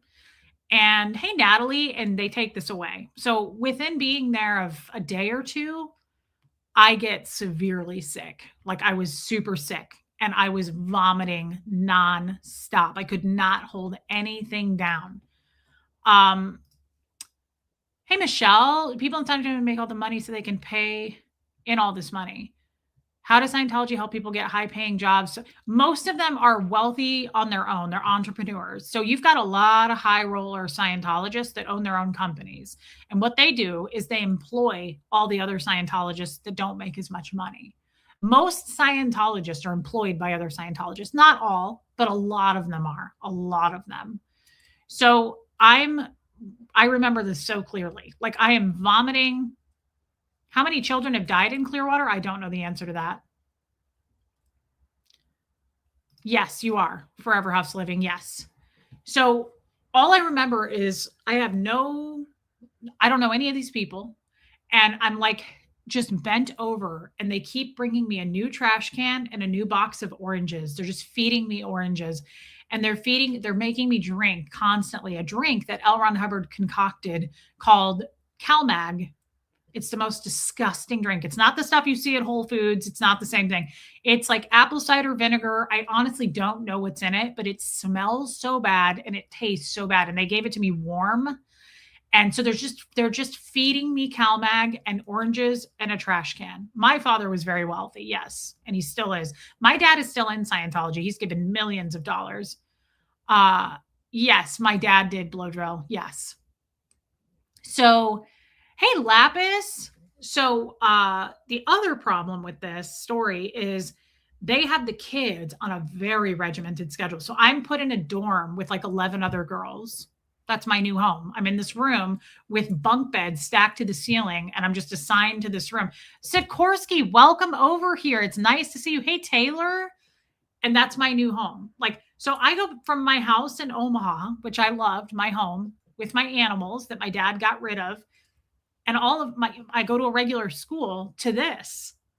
And my mom's gone, and they took away my medication. The environment's totally different. Like it's a shock. I'll never forget this. That's crazy, Dylan. I wonder if we met each other. And they assign us a schedule, the kids, and it's a regimented schedule. Like we have to do what's called white glove cleaning. I still do it to this day. My father has been telling me to do it forever, but white glove this house means you literally take a white glove and you check things. You do a check. So the kids are having to white glove. We go on a course study in the morning. We get up. Someone comes and checks our rooms to make sure our beds are made. It's like kind of like a military school. I'm not used to this, right? Like I wasn't used to this at all. So we do our studying in the morning. My supervisor's name was Luann. I remember her. And then at lunchtime, we are released from study and we immediately have to go to what's called the galley, which is the kitchen area. And we have to serve the adults. So we get their food ready. We wear these shoddy ass uniforms, like dirty little uniforms. This makes me so sad to talk about because it was I remember thinking like, where the fuck is my dad? Like, where is my sister? We're in these uniforms. Like I'm sharing a room with other girls now. Like my animals are gone. It was just so fucked up, you guys. I'm sorry to use that language. So we make their lunches, the adults come in their white uniforms. Yeah, I was very upset about this Henry's World today. And after we feed the adults, we're allowed to sit down and eat. We sit down and eat. After that, we are cleaning the kitchen. We're cleaning all the dishes. We're doing all of that from everybody just eating. So it's a big cleanup, right? And then after that, we're assigned to different parts of the building to clean for the day. Like we're just cleaning. And to this day, like Scientology, a big part of Scientology is like, get to work, get the body going, produce. Nobody sits around in Scientology. And to this day, I'm that way. I will literally be like, that's dusty. Like that needs cleaning. Like I get really freaking weird about it. I'm like, my son who doesn't know Scientology as much, I'm like, let's get this clean. This doesn't look good. Let's clean this. Let's get this cleaned up. Like clean up your room. Let's like, it's a problem. And I'm aware that I have the problem. Well, thank you, Angie. And I appreciate you giving me a shot. Thank you for coming over. Thank you to everybody who's in here. Please hit subscribe. YouTube does unsubscribe you. It's a glitch thing. Please hit subscribe and please hit the like button. I would really appreciate that. Sikorsky, thank you for sharing your life. I'm honored that you're here. You're really fun over on the boat. Thank you for being here and thank you for your super chat, my friend. I'm glad, Tiffany. So this lifestyle, after we cleaned, there was something we had to do every day. This was every day of the week. Okay. Love your outfit. That necklace is, oh, thank you. Thank you, Susan Jill. I love having you here. You're so nice. Yes, Charlene, it is. Abigail says, oh, you leaving? Show me the right path, O Lord. Point out the road for me to follow. Do not remember the rebellious sins of my youth. Remember me in the light of your unfailing love, for you are merciful, O Lord. That's beautiful testament. Thank you. That's beautiful scripture. Thank you. Old Testament. Abigail, thank you. And if you're leaving, thank you for being here. Abigail gives us really nice scriptures that apply to what we're talking about. Thank you, Abigail, for the super chat. I don't, oh, you know what, Blow Drill? I think I do know what my dad's post was because I just read it in my baby book.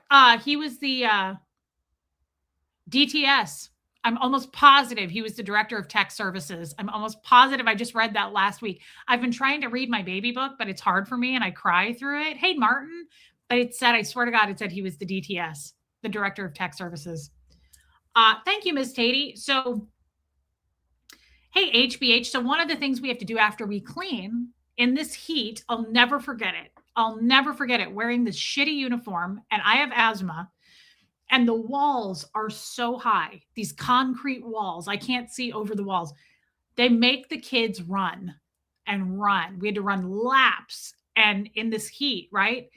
And thank you, Jeanette. And I cannot keep up. Like I am vomiting like crazy. I don't have my medication. Like I remember I'd skinned my knees a couple of times because I was just like on the ground. And I was like, I couldn't breathe. And they were like, get up, run. Like they were like, knock it off. No HENR. What is HENR? Human emotion and reaction. It was so traumatic. What was your mom able to leave too, or was she never a part? So she was in Scientology, Taylor. She left in 1991 or 92 might have been her last year. I'll have to clarify that with her. My mom left Scientology way before I did. I stayed in. She left. I've always heard they barely pay the Sea Org people. How did your dad become so wealthy? They pay him $50 a week because they live there 24 hours a day. They don't get to leave. They don't need anything. They provide everything there. My father was and still is. He owns a construction company that he had started way early in life. My dad is like 78 now, and he started this company when he was like 19, 18. He's got a pretty big construction company, and he's very, very wealthy. He's made very good money doing what he does. So all this running, and don't mean to take this off course, but did you think the expose Leah Remini did you think? I thought it was fantastic. It's what actually saved me. Watching that Sikorsky is what prompted me to go get help, to finally do something about it. Kelly Bluehoo, what a cute name. I'm sorry that happened to you, Reese. So glad you found your way out. Thank you, Kelly. I am too. You can start your own business in Scientology. Almost every Scientologist owns their own company. Yeah. Scientologists have a lot of high-rolling entrepreneurs. Yes. Grant Cardone, you might look him up. He's a pretty famous entrepreneur. I think he rips people off, I'm pretty sure. I don't know a whole lot about him. He's a total creeper in my opinion. But yeah, a lot of Scientologists are millionaires. Yeah. See, Me Saw Smokes had to resubscribe. They unsubscribed her. Thank you for checking. Guys, hit subscribe while you're in here. Hey, Power Lies to Paralyze. So we were not there for very long. This went on for just months. It went on for less than a year. And I did not get better. I kept getting more and more sick.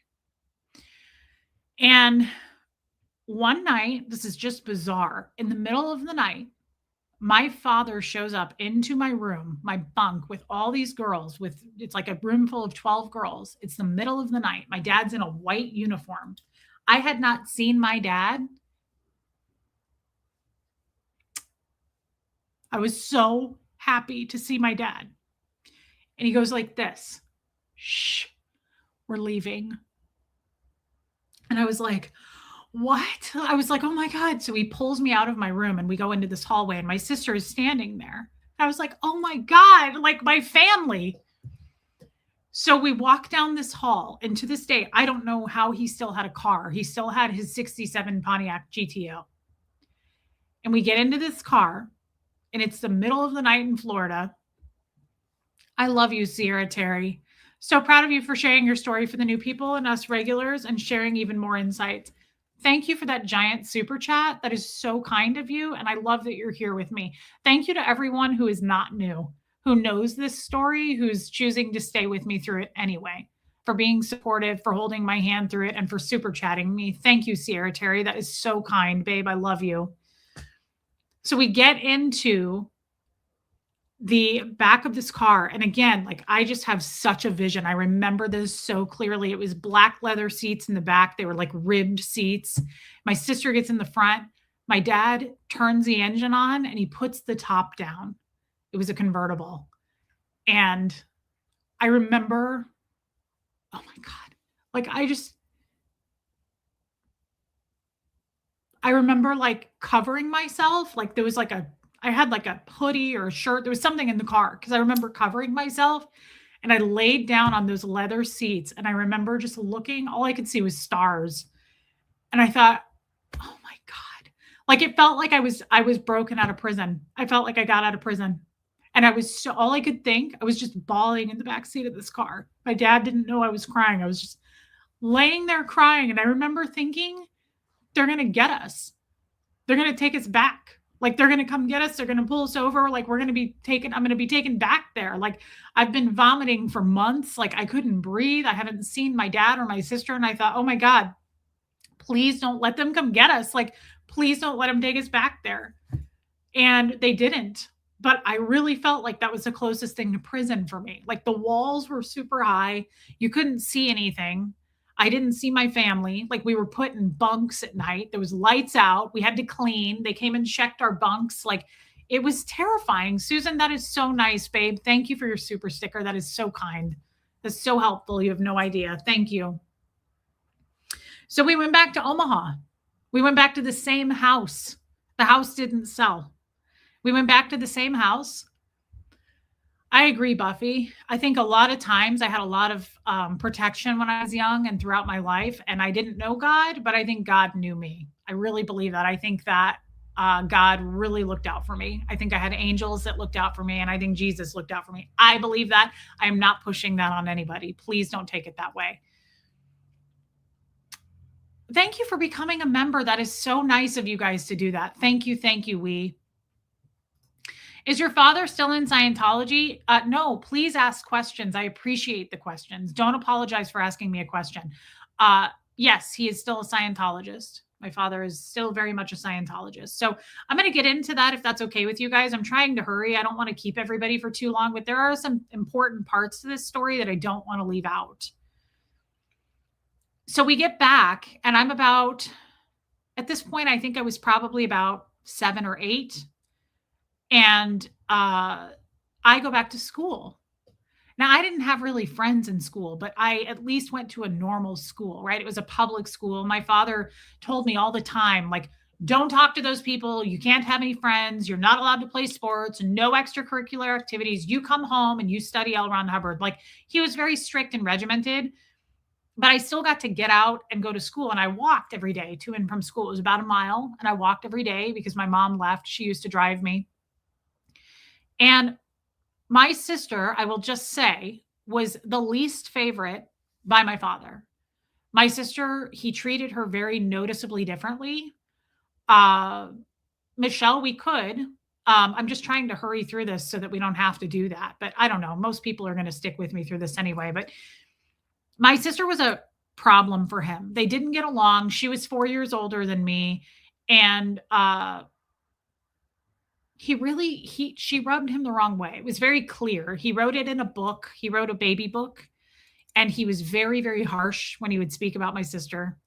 It was just very obvious that he did not like her as much. He didn't like me either, but he really didn't like Brianna. Okay.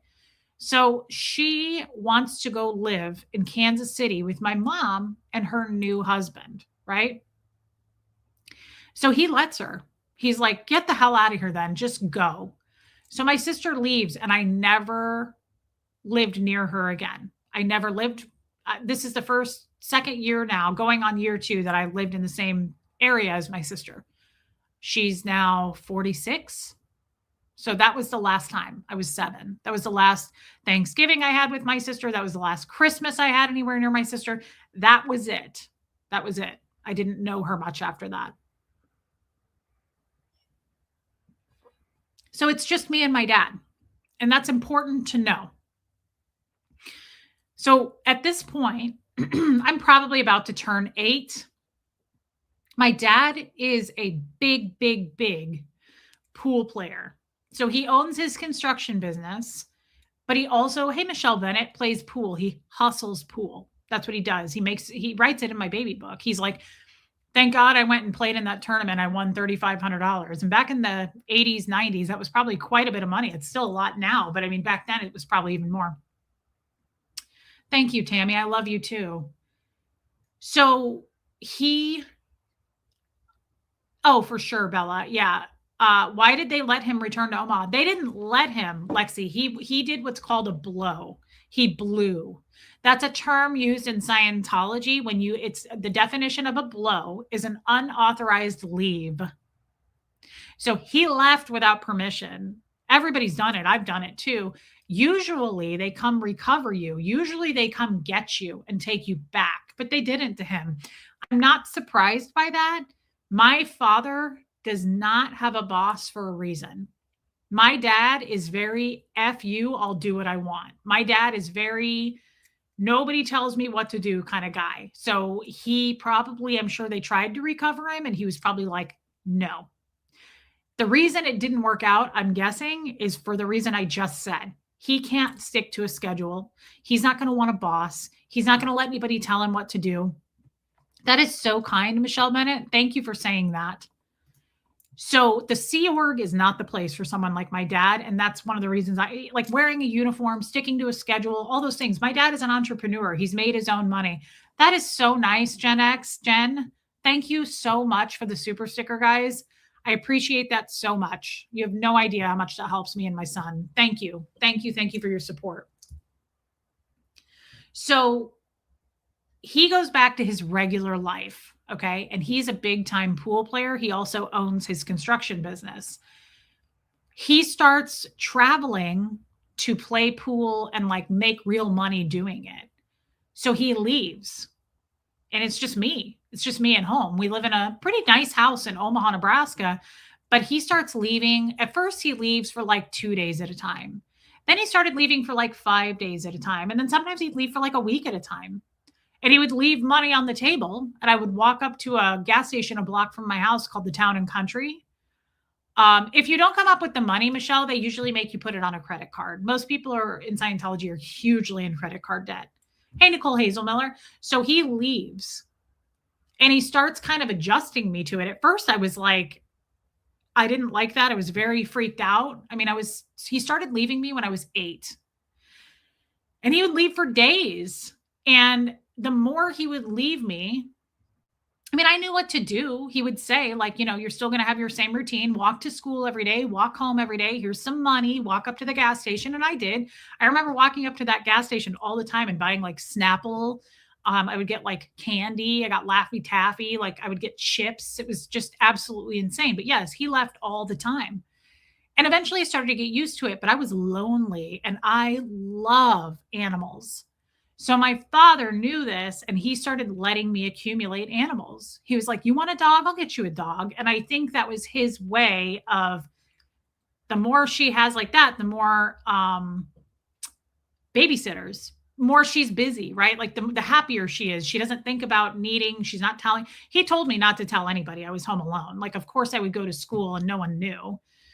So I would keep myself busy and I got a dog and I got a cat, I got a ferret, I got a boa constrictor, I got a bearded dragon, and I got a guinea pig.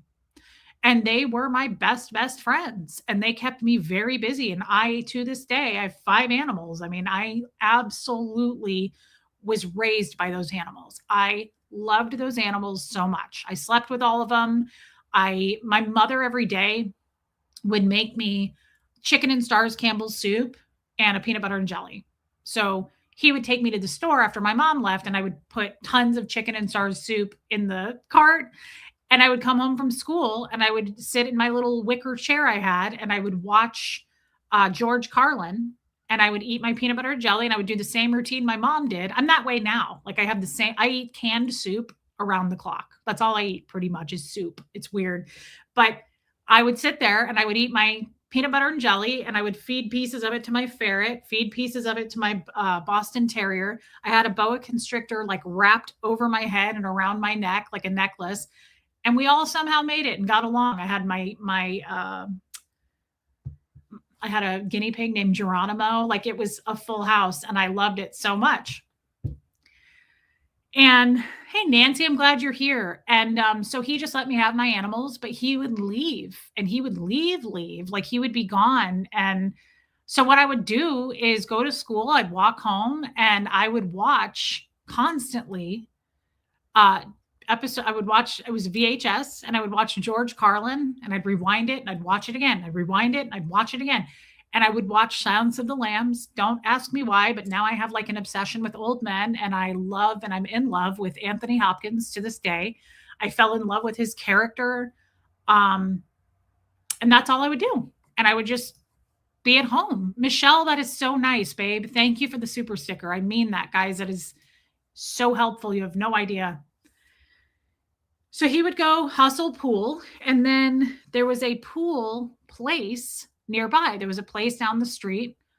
He wouldn't let me go see my mom. He was very, very rigid about me seeing my mother. He kept us apart. He was very controlling about my mom. He did not want her to see me. He was very, very strict about that. So there's a place down the street called the Pool Hall. And it was a bar, and it was owned by an Italian guy. And my dad started taking me there. None of my teachers knew, but that was by design. My dad told me, like, if anybody asks, like, don't, you're not home alone, of course. So I wasn't, and I never said anything, and I just kept to myself, and I walked to and from school. And so he took me to the bar like 3 or 4 nights a week, and I would be there till like 2 or 3 in the morning. And I would sit there, and that's where I met a guy that had a ferret. He brought a ferret in, and I was like, oh my God, Dad, I want it so bad. And my dad handed me cash, and I bought this ferret from this creepy guy in a bar. Like, it was just absolutely, it was just crazy. But I will say, I don't know where I would be without those animals. I loved my animals so, so much. Can I play pool? We had a pool table in our basement, and my dad played all the time. He showed me some things, but no. And my dad is a hell of a pool player. I mean, he is an incredible pool player to watch. He can do all the little tricks. He's really good at it. Hey, Deanna, it's okay. Welcome. So that went on for years. That went on for years. I would go to the bar with my dad at night. He would leave for like, I don't know, 3 to 7 days at a time. It would just depend. But my dad never really liked me. And it makes all the sense in the world why I am the way I am. It's actually good that I'm talking about this. I'm smiling a little bit because it helps me to process this in real time. He would come home after whatever, 3, 4, 5, 6, 7 days, and I would see his truck pull up in the driveway, up in my bedroom window. And I would just get so excited. I was crazy about my dad.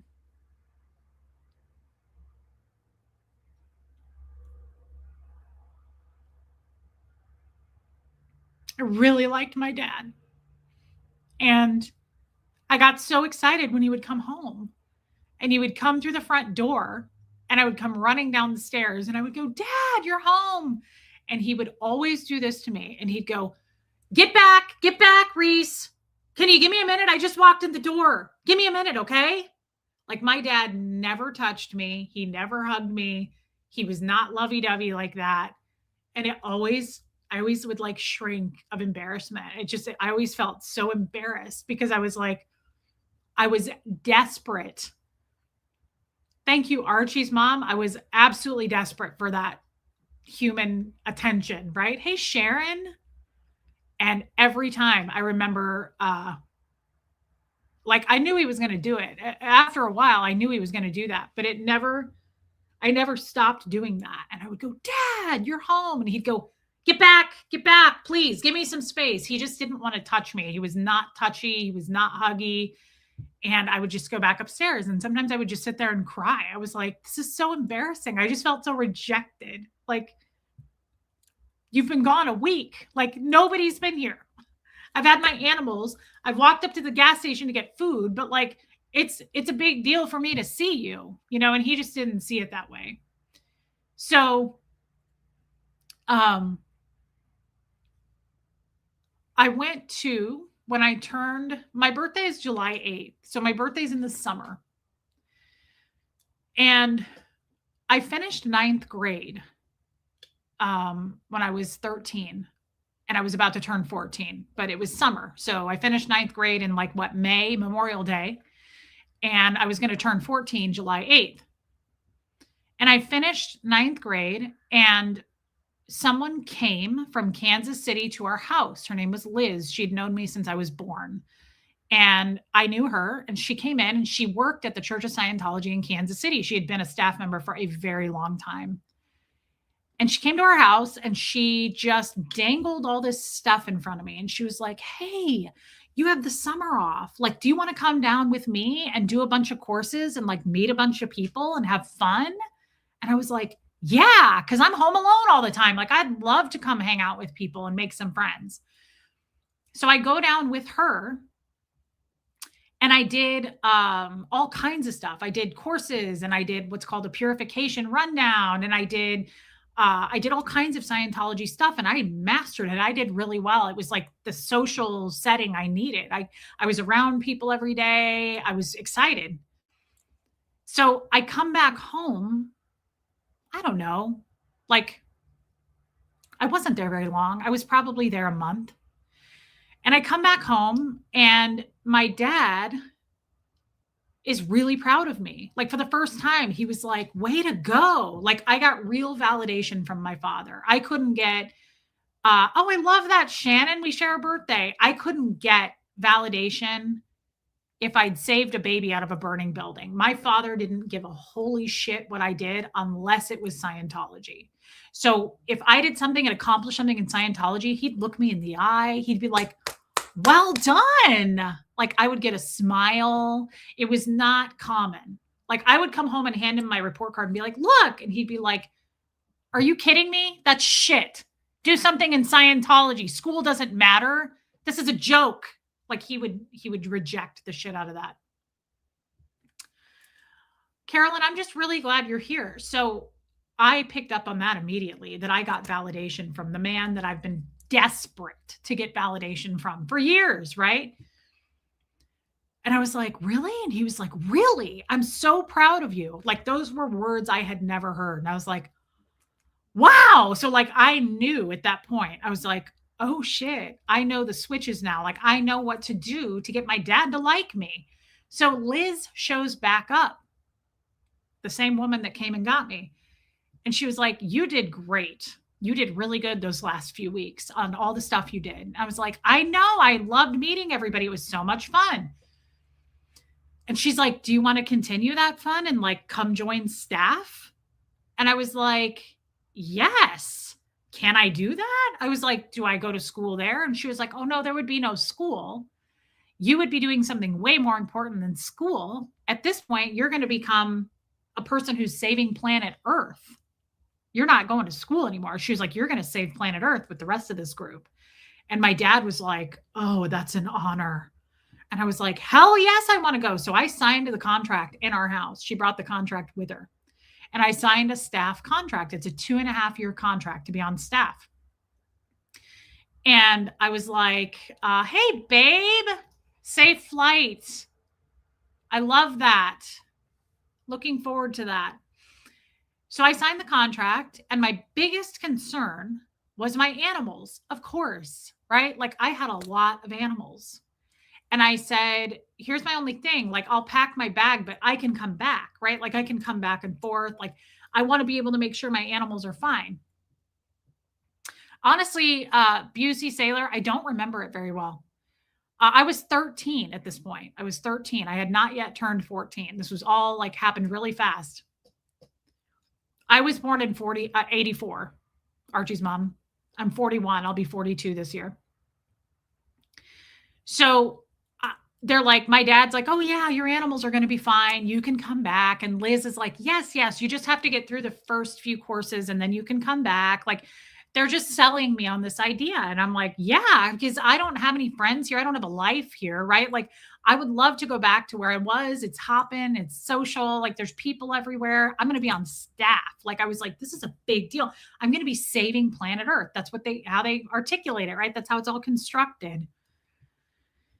So I get there and I move in with Liz and her husband, Alex, and they have a daughter who I'm not going to say her name, but she was 5 years younger than me. She had never gone to school.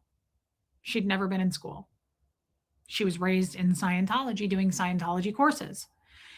We live upstairs in the top floor of this house. There's no heat. There's no air conditioning. Like it was not quite what I thought, but it didn't matter because that was only for sleeping. I'm working about 14 hours a day. You're on staff 12 to 14 hours a day. You are at the church all day long working and studying the works of L. Ron Hubbard.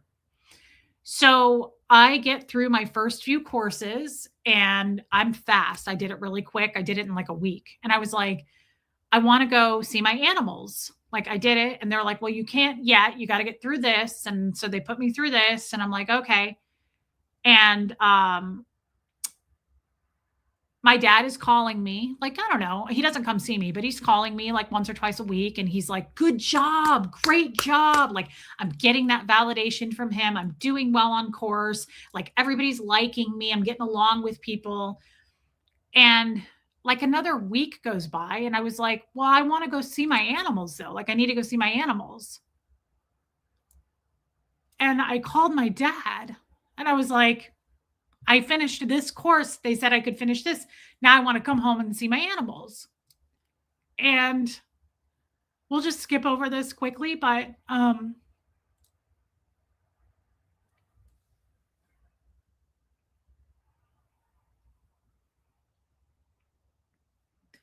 my dad said to me on the phone, I got rid of them. No, Blojo, they did not have Day and Foundation in Kansas City. And I was like, I had had those animals for years.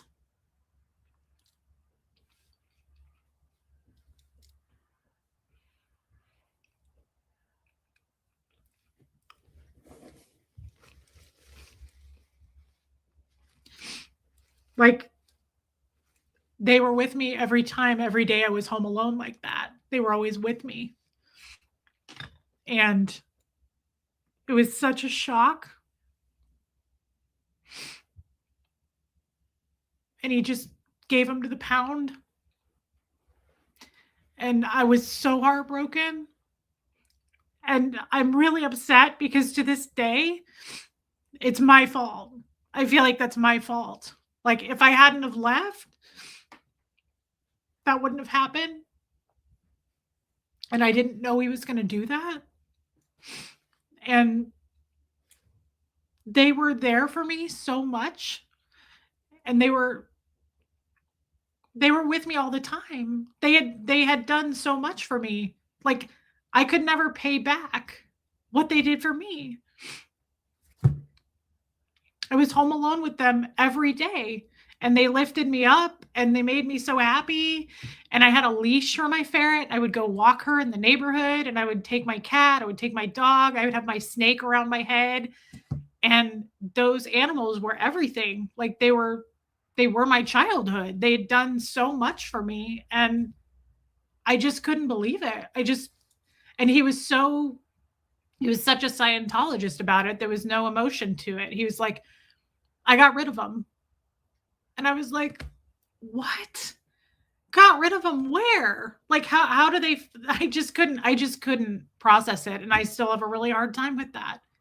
And I wish that I hadn't left, because I was lied to about the whole thing, right? Like, oh, you're going to get to go see him. You can go home. You can go see him. And none of that was true. So to this day, I really struggle with that. And I feel very, very guilty about it. I feel really bad about it. And I just think, had I not left, that wouldn't have happened. And I just didn't know. I didn't know. Dana Marie Music, my first time here, and I'm sending you so much love. I can't stop the tears. Your strength is empowering. Thank you for sharing your story with us, hugging you so tight. That is such a nice thing to say, especially from a brand new person. I feel very connected to you already. Thank you for that. Thank you for your super chat, and thank you for those words. I hope that you'll stick around. I have a real issue, guys, with connection. People make fun of me for it. But when I say, like, please come subscribe to my channel, I'm not just doing, like, I'm not being a car dealer. It's not a commercial. The more people here, the more therapeutic it is for me, because I really, really crave that connection. It means the world to me when you guys come over here and engage with me, talk to me, whatever the subject may be. It means everything to me. This is not parasocial. I did not get that for the first part of my life. And so when someone like this woman comes in and says that, my first time here, hugging you so tight, like, that's what I'm lacking. And I appreciate it so much. You have no idea. When I say that, I mean it. I really appreciate it. You have no idea what that does for me. Every time I see something like this, it heals me a little bit. I truly feel that. Like, I feel healed. When Allie says, we are here for you, I feel healed. It just puts back another piece that was missing from me for a long time. So thank you for your super chat, but more importantly, thank you for the kind words, and I hope that you'll stick around. Pamela, that is really, really nice. Thank you for your super sticker, guys. That helps me and my son so much. So thank you. Thank you, Trish Griffin. I really appreciate it, guys. It's very, very kind. Thank you. So I stayed. I didn't go home. And I turned 14 July 8th. And you feel what you feel, but it was not your fault. You were a child. You had no control. I hope one day you can forgive little Reese. So here's the thing about that. And I hear you guys. Thank you, Alina. Thank you for your super chat. I hear you guys. But the thing that you don't get and you'll never understand is that in Scientology, from a very young age, and I haven't shared this part of the story, everything is in your control, meaning everything that happens, a car accident, a divorce, you stub your finger, you have to get stitches, you get the flu, you get bad grades, you lose a job, you lose a spouse, you get diabetes. Every single thing that happens to you is your fault. And what I mean by that is exactly what I'm saying. You pulled that in. That's the proper nomenclature in Scientology. What did you do to pull that in? When my mom left when I was 6, my dad said, "You're going to start doing the laundry." I had no idea how to do laundry. He had a Grateful Dead t-shirt that was tie-dye, and it had the world with the dancing bears all around. It was a very cool shirt.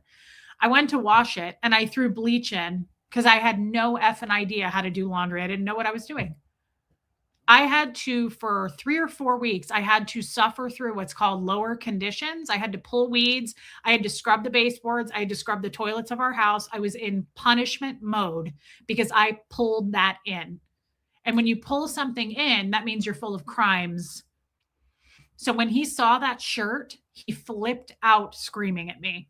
And he was like, "What the fuck did you do?" He was like, "What did you do to pull that in? How did you do that? What crimes did you commit to pull that in?" That's exactly what he said to me. And I started crying. And he said, "No H-E-N-R in this house. No human emotion and reaction." And he said, "Get the fuck outside and start pulling weeds and think about what you did to pull that in." So while you guys are saying, when anyone says to me, "It's not your fault. It wasn't your fault. You were a child."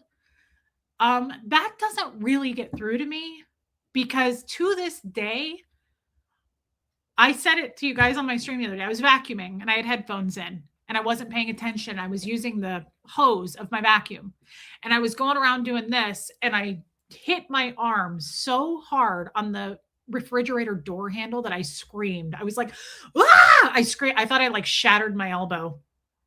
And I immediately I went, "What did I do to pull that in?" It is hardcore indoctrination. So when you say you were not at fault, that is like bells and whistles and alarms are going off for me, because I'm like, yes, I was. I pulled that in. And then I told you this already. There are no children in Scientology. So I was not a child. There are no kids. There's no such thing. They're big beings in small bodies. Kids are treated the same way as everybody else. We're all the same age. According to L. Ron Hubbard, we're all 76 trillion years old. You're just in a small body. Get over it. You think you're a child? You're not going to get away with that. So that's how we're treated, right? I'm just explaining that because, Helena, I love you and your words were so nice. Sharon, thank you for the super sticker, guys. You have no idea how helpful that is. Thank you. Baby Steps, you're still here and I love you. And I hope the water leak is better. Thank you for gifting memberships. That is really, really kind.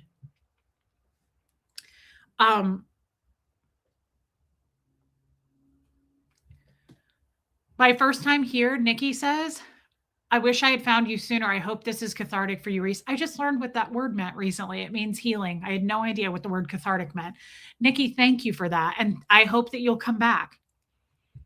More than anything, I hope these people come back. I really hope that you guys will give me a chance. I do tend to cross boundaries. I do tend to be vulgar. Sometimes I do tend to say things where people get turned off. I'm trying not to cuss as much. Scientologists cuss a lot. I'm trying to curb that down, right? But I appreciate you coming here today. I appreciate you giving me a chance. And Nikki, it's lovely to meet you. I hope you'll come back. Thank you for your super chat.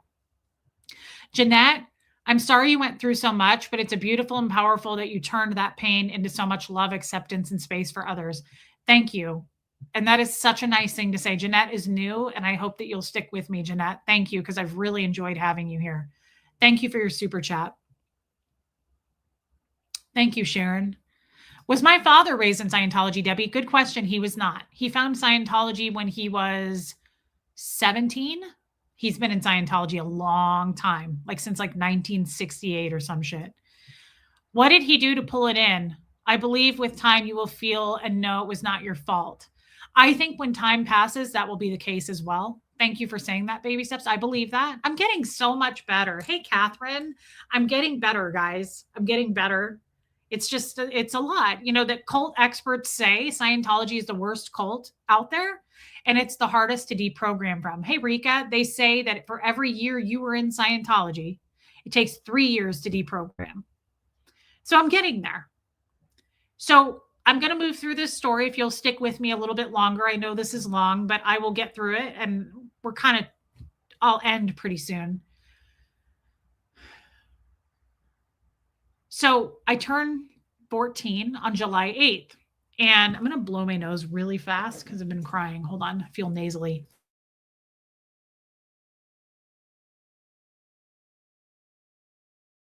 I turned 18 July 8th.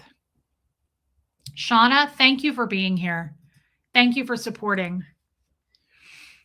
And is Scientology one of the longest cults? I doubt that. Thank you, Kim is Blue. And there was a man working at the church, and his name was Shane. He was 24. And Dana Marie, you just became a member too. That is so nice. Thank you. Thank you for doing that. He was cute. He was really cute. And I had only ever kissed a boy one time. And his name was Simon, and it was just a quick thing. And he was a senior in high school. And thank you, Gen X. That means the world to me. And so I was not like, I wasn't messing around with boys, right? I had just turned 14. And this guy works there, and his name is Shane, and he starts giving me rides home because I work late hours, really late hours, and he starts giving me rides home. And this goes on for like a month. And I like him. Like, I don't know what it's like to do anything, but I could feel that I like him. So one night he takes me to his house, and I was pretty freaked out. But I was sitting on his couch with him, and I remember he had a button-down shirt on, he had suspenders on, he was very attractive, he was very cute. But I am like sweating to death, right? Because I don't know what to do. I don't know how to feel yet. Thank you, Archie's mom. And he's sitting there and he looks at me and he goes, I have a crush on you. I'm so sorry, Stephanie Betts. And I said, I have a crush on you too. And we're just like looking at each other, and he makes the move and he comes in to kiss me, and he's like full kissing me, like tongue kissing me. And he's like holding my head. And I'm saying all this because I've never done this before. I was like, oh my God, I could remember how like tensed up I was. And he obviously was experienced, and I'm 14 and he's 24. You're going to be a massive part of the prevention of other children suffering the same fate. Love you. I love you, Jill Turner. And I hope you're right. I really hope that God has a big plan for me to help in any way I can to expose this evil, horrible criminal cult. Hi, Susan Cook. And we are like really kissing, and I am getting the hang of it, right? Like, I'm like, this is crazy, and I'm excited and I'm nervous. And he stands up from the couch and he takes my hand, and there's like a staircase really close by, and he just starts leading me. He's pulling me up these stairs. And I will never forget in that moment, like halfway up the staircase, I'm like, I don't think I want, like, I'm not ready for this. I don't know what to do. Like, I'm embarrassed. I don't want to get like, I was embarrassed about my body. I was like, I've never done this. I'm not comfortable doing this. But he did. And he took me into his room. And we did not, that first night, we did not actually, I mean, just to be totally upfront, we did not have actual intercourse. We had oral sex, which is still sex, of course, but we did not have intercourse yet. And from that moment on, after that happened, I was like, oh my God, I have a boyfriend. Like, wow. And I continued to have him as my boyfriend for the next 2 years till I was 16. And he drove me home all the time. Hey, Olga. And it was super uncomfortable because looking back, I have a 16-year-old son now. And everybody knew about this relationship. All of the adults knew. My father knew about him. Like, we drove to Omaha to see my dad. We would spend the night at my dad's house. Like, everybody knew, but you have to think, like, I was smoking cigarettes at that age. They were buying me cigarettes. I was one of the adults and there are no kids. So it was very condoned. And thank you, Tennessee girl. And that went on for a couple of years, but what ended up happening, hey, shards of words, I've missed you. What ended up happening was I was working in the most top secret, it's like the HR division is what you would call it. And only certain people are allowed to work in that division because you have to be qualified to work there. So I'm in charge of all of the ethics reports. People get in trouble, they come to me. I'm what's called the COPE officer, but I was the ethics officer. So I was kind of in the charge of the policing division of the organization. And this happened quickly, but as time went on, I think I was 16 at this point. There's two different instances that happened. And one of them was this man who was, I think Tom was around. Thank you, Bad Mama, for coming over. Yes, I believe in God and Jesus now. This man named Tom, who I had known since I'd been on staff, he was probably about 50 years old. I was filing ethics reports in my office, and that we'd been on staff together. Like, he had bull baited the shit out of me. Tom was a big bull baiter and he bull baited me all the time. And so we knew each other well. And he comes into my office and I was bent down. I was filing reports and he comes up behind me. I didn't know he was behind me. And he flips my body around and he pushes me up against this filing cabinet so hard that I thought my wind was knocked out of me. Like, I was like, like he hit me so hard. My back hit it so hard. And he shoves me and his tongue is immediately in my mouth. Like, it was, I'll never forget. That was so disgusting. He had his hand up my shirt, like groping me. It all happened really fast. I shoved him off of me. And thank you, Catherine. I was 16 at the time. And I think he was, hey, Liz S. I think he was around 50. So I shoved him away. He leaves and I immediately reported it.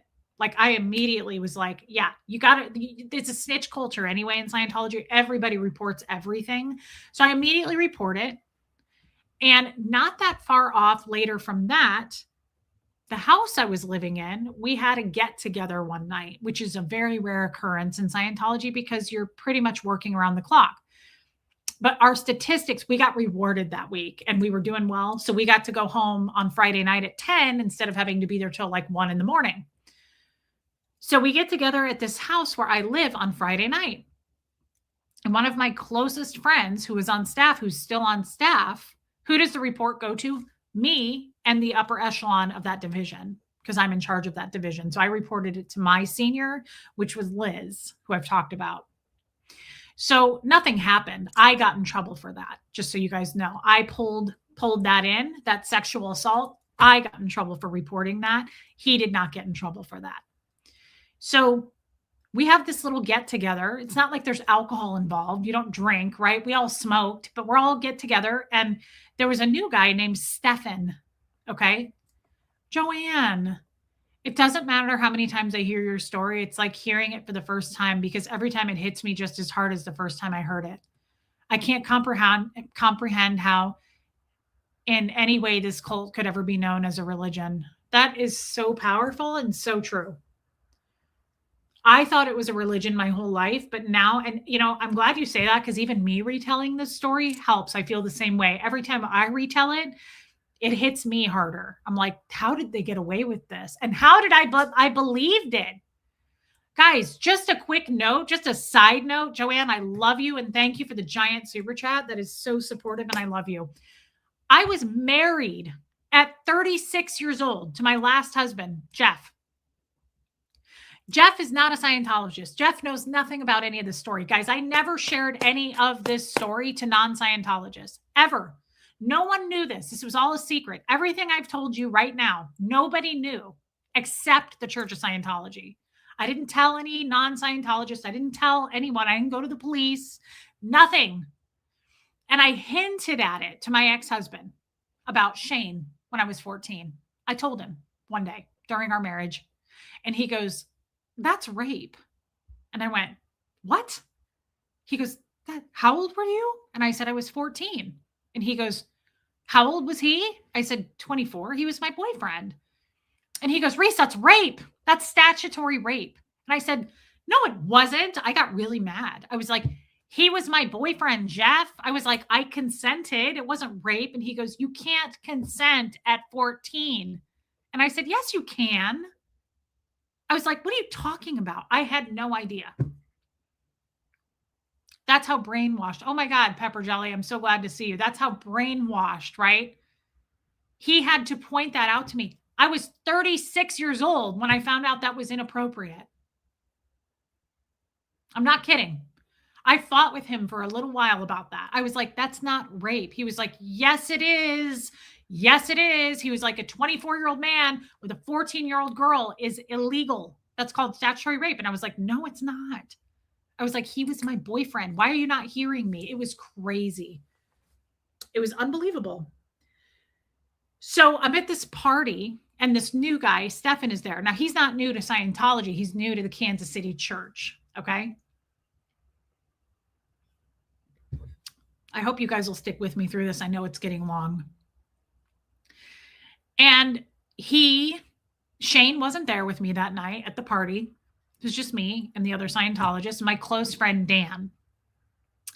Dan is a huge, to this day, Dan is a very, very, very well-known Scientologist. He's very highly trained. He was my closest friend in Scientology. Dan was about 10 years older than me as well. He was like a brother to me. Dan was amazing. And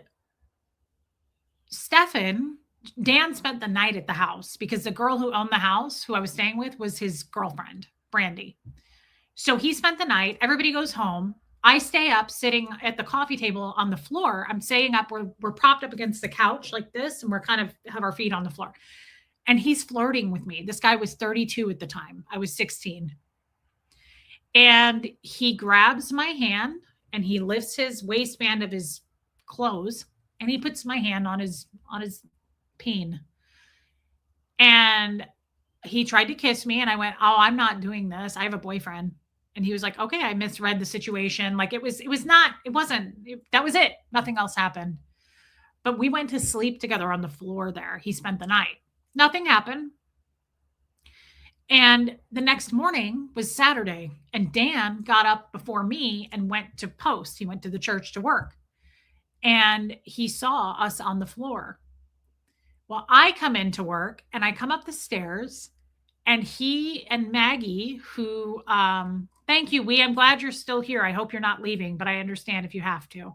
Thank you for your super chat. I'm really glad to know all these new people. I really appreciate you guys supporting me. It means it's so validating. You have no idea how validating it is to tell this story to you guys.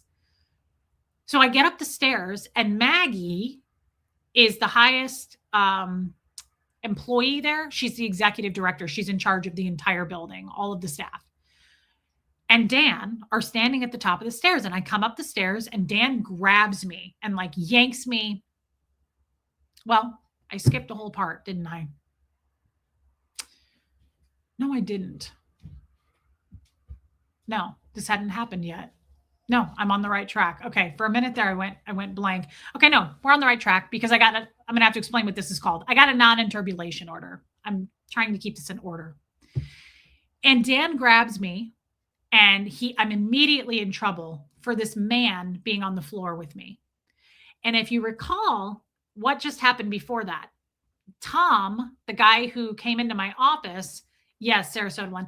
Tom came in, spun me around and shoved his tongue down my throat. Both of these guys did this to me. Like I didn't welcome it, right? Like I wasn't trying to be anything. I had a boyfriend and I wasn't interested in these men.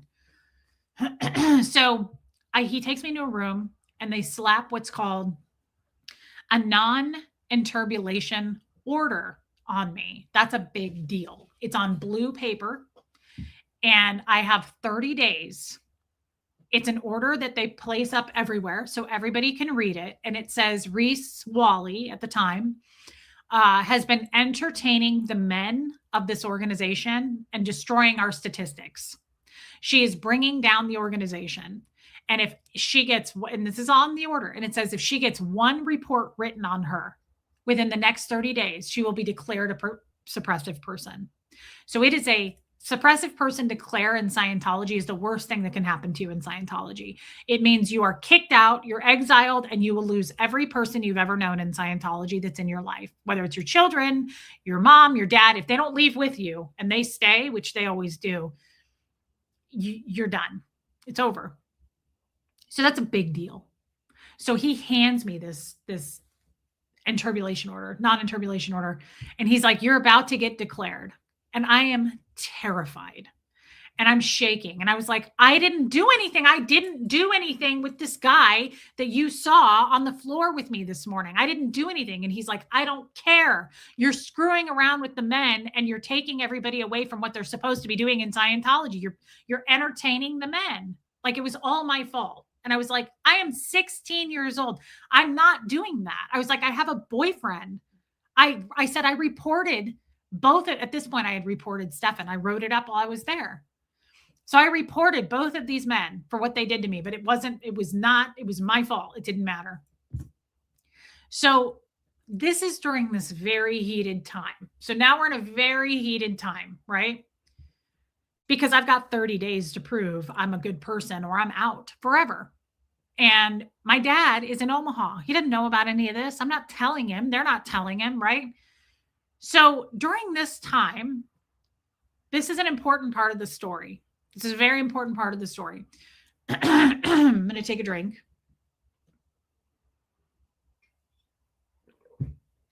So during this time,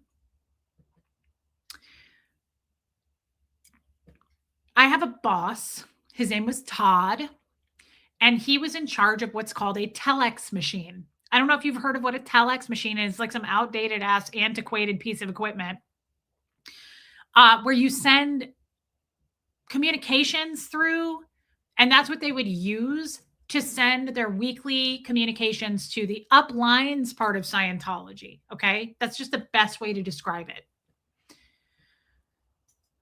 No, Maria. And so I never wanted to learn how to use this thing. It was so clunky and weird. And I didn't want to, Todd would complain about it all the time. He was like, this telex machine, it's so hard. I can't get this shit to work. Like it was well known. The telex machine is a tough one to learn.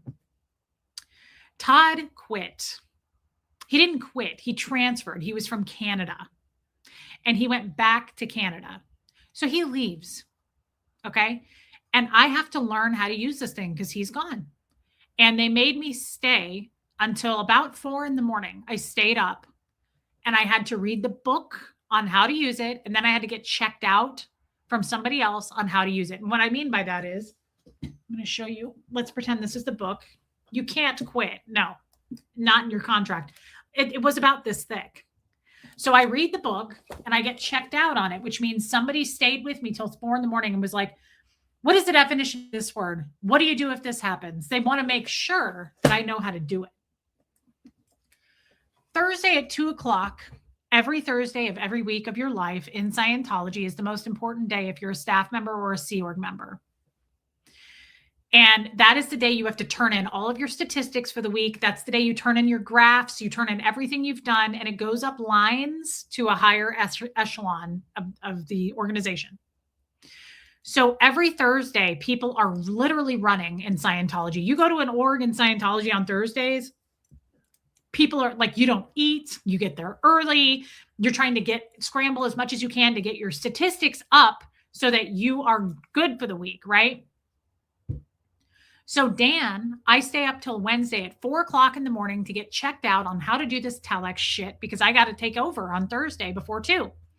So I get like an hour of sleep. Hey, Christy Collins. And I come in the morning and they're like, good, you know what to do? And I was like, I was so intimidated. I was terrified to have to do this. Is statistics how much money you got? No, well, that's so it's different statistics.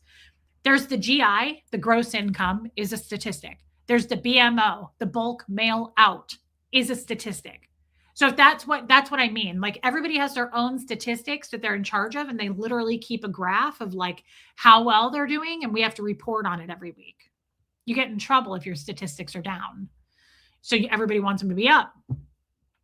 So he's my close friend. Dan is my closest friend at this place. He's 10 years older than me, and he has a sister named Kathy, who's also a close friend.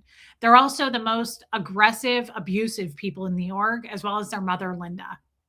They were the most literally physical. Like they would throw things, they would fight people. I never got physically touched. I watched a lot of it, but I didn't until that day. So I'm 16. Dan comes in like this. He's like, here, get this telex. What is FC, Beck Smith? He's like, get this telex and get it sent up now. I need it done. And I'm like, okay. So I think I do it. I thought I did it. And 2:00 comes around and passes. The 2:00 mark is very important. You are done after 2:00. A new week starts. So it's after 2 and I'm literally at my desk and I'm like, oh, like I did it. It's over. Like my heart was pounding. I was like, I figured it out. I got it done. Right? So Dan comes in, I don't know, 2:15, let's say. And I am in my office. I'm the only person in there.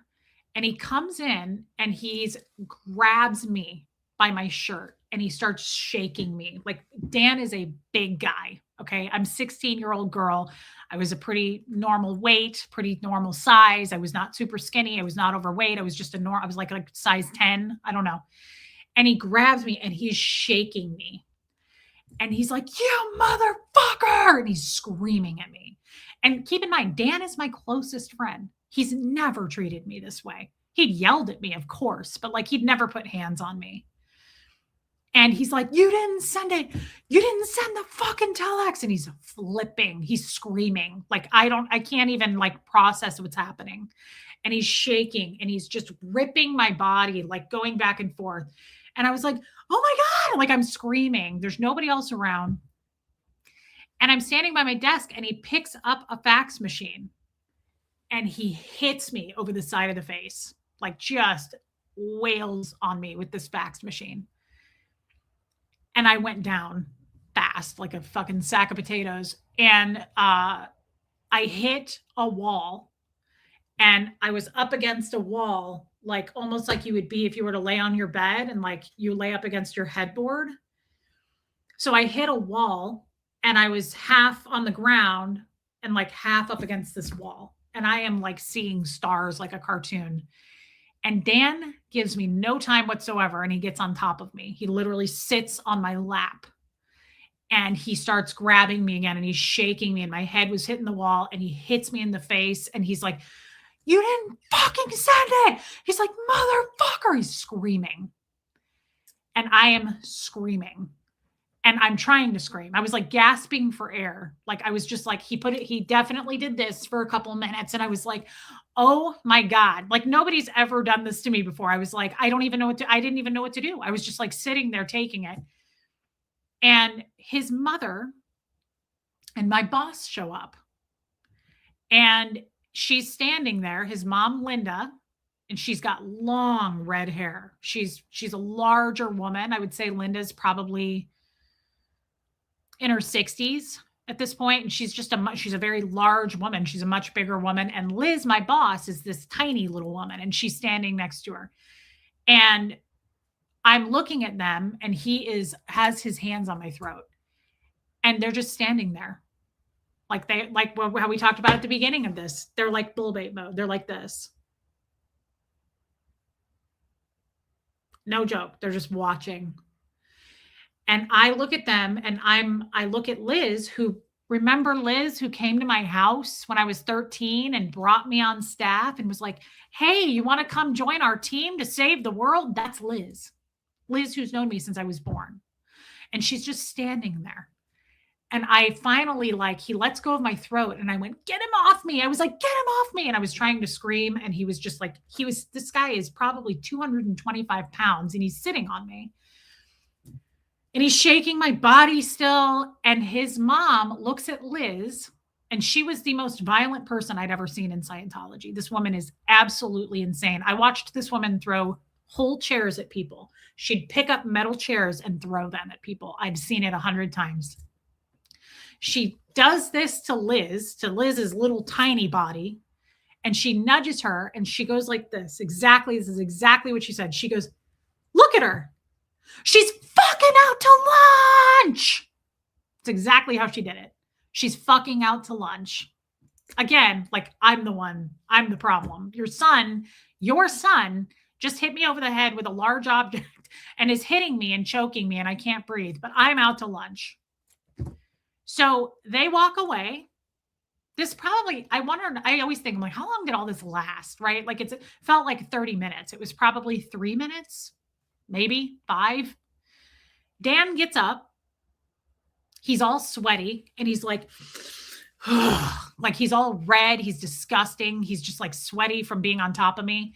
And he walks out. And I get up and all I can think to do, I'll never forget this. I run to that door. I slam that door and it had a lock on it because it was the private files. That was my office, was the personnel files of the organization. So it had a lock.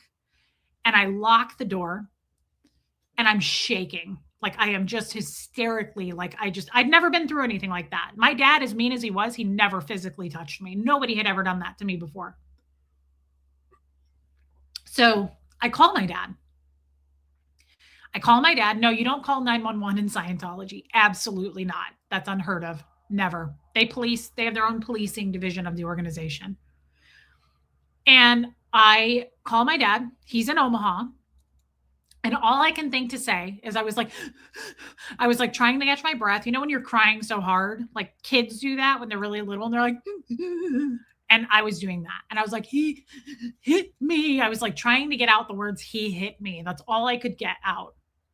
And my dad's like, what? He's like, what happened? What the fuck happened? And I was like, he hit me. I was like just hysterical. And he goes, stay in that room, keep the fucking door locked. I'll be there in 3 hours. My dad is exactly 3 hours away in Omaha. So I stay in the room and he calls in 3 hours and he's like, I'm downstairs. Come out of that room now. So I come out of that room. Keep in mind, I haven't seen my dad. I don't see my dad much at all. At this point, I'm 16. I got there when I was 13, remember? So I'm 16. I think I've seen my dad maybe twice in this whole time. And it's a huge, long set of marble stairs. And I come down the stairs and my dad comes walking up. And once again, kind of like childhood, I was like, Dad, I was like crying. And he was like, no, take me to Dan. Like he just rejected, like I'm hysterical. Like I feel like in that moment, he should have been like, come here. Are you all right? But he didn't. He was like, get away from me. Take me to Dan. And I was like, okay. So we go upstairs to Dan's office. And his office is shut and locked. He's the highest trained person in the org. He's in charge of, he's what's called the case supervisor. He is the eye in the sky, literally. He knows everything about every single person that's ever had a session in Scientology. He knows how often you get intimate with yourself, with another person. He knows everything you've ever confessed ever in Scientology. Dan knows everything about you. So my dad goes and pounds on his door. And Dan opens the door and Dan's probably 6 foot tall and my dad is like 6'3". My dad's very tall. And he gets in Dan's face. He gets really close and I'm standing there and I'm just like, oh my God. And Dan immediately goes, Gene. And Dan says that. And my dad goes, show me how you hit her. He says, hit me how you hit her. I want to know what you did to her. And he goes, I'm not going to hit you, Gene. He's like, you need to calm down. He goes, no.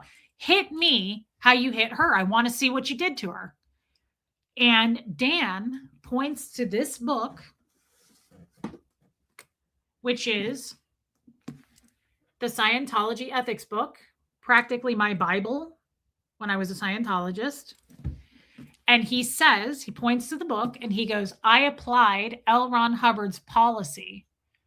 According to knowledge reports, L. Ron Hubbard gives the guy a black eye to put ethics in. And that's what he says to my dad. And he goes, so I was applying policy to your daughter. And my dad's not taking that. He's not really calming down. So Maggie is the executive director of the org, right? And Maggie hates me. She does not like me at all, right? And she's a big fan of Dan. So Maggie comes walking up, and Maggie has known my father since the 70s. Maggie and my dad are close, close, close. Dan and my dad are not close at all, right? And Maggie comes up and she's got a little more gusto, right? Like she's got a little more control than Dan. My dad will listen to Maggie. He's not listening to Dan. So he said, Maggie goes, Jean, you need to calm down. She's like, get away from my senior CS, which is the senior case supervisor, Dan. And she's like, get away from him. You need to calm down. Go sit in that chair. So he does. And he goes and sits down. And at that point, Maggie is standing there. Dan is close by, and I am standing there. And Maggie is standing over my dad. I'm standing, and she's standing, and my dad's sitting. And she looks at me and she says to my dad first, she says, she pulled all this in. You're yelling at the wrong person. She is the reason that our organization is not doing well. She was like, she hasn't told you, has she? She said, tell your dad what you've been doing. Tell your dad how this is all your fault.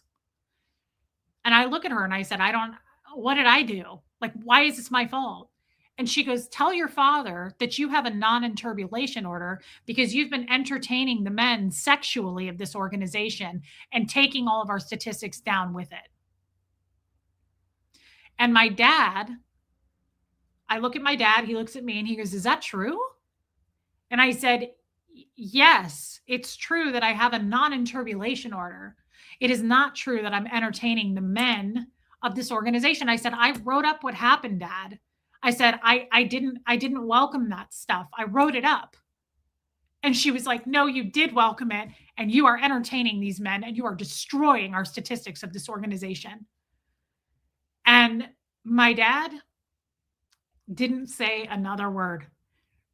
My dad stood up, didn't look at me. He just stood up, his 6'3" figure. He stood up and he started walking away. And I just started chasing him. And to be honest, I don't know that I've ever stopped. And I followed him to the top of the stairs. And the whole time I was like, Dad, what are you doing? Like, say something, please. He wasn't speaking. And he made it to the third stair down. And so at this point, I was like taller than him. He was beneath me. He was going down the stairs. And I said, Dad, what are you doing? Where are you going? And he said, I am not your father anymore. He said, do not ever speak to me again. Don't call me. He said, don't call me Dad. And he said, I am so disappointed in you, and you need to find your own financial way from now on. I am not your dad. Don't ever call me again. And that was it. I mean, he was so matter of fact. And he turned around and he just went straight down those marble stairs. And I went into my office and I just cried and cried and cried. And I didn't know what to do.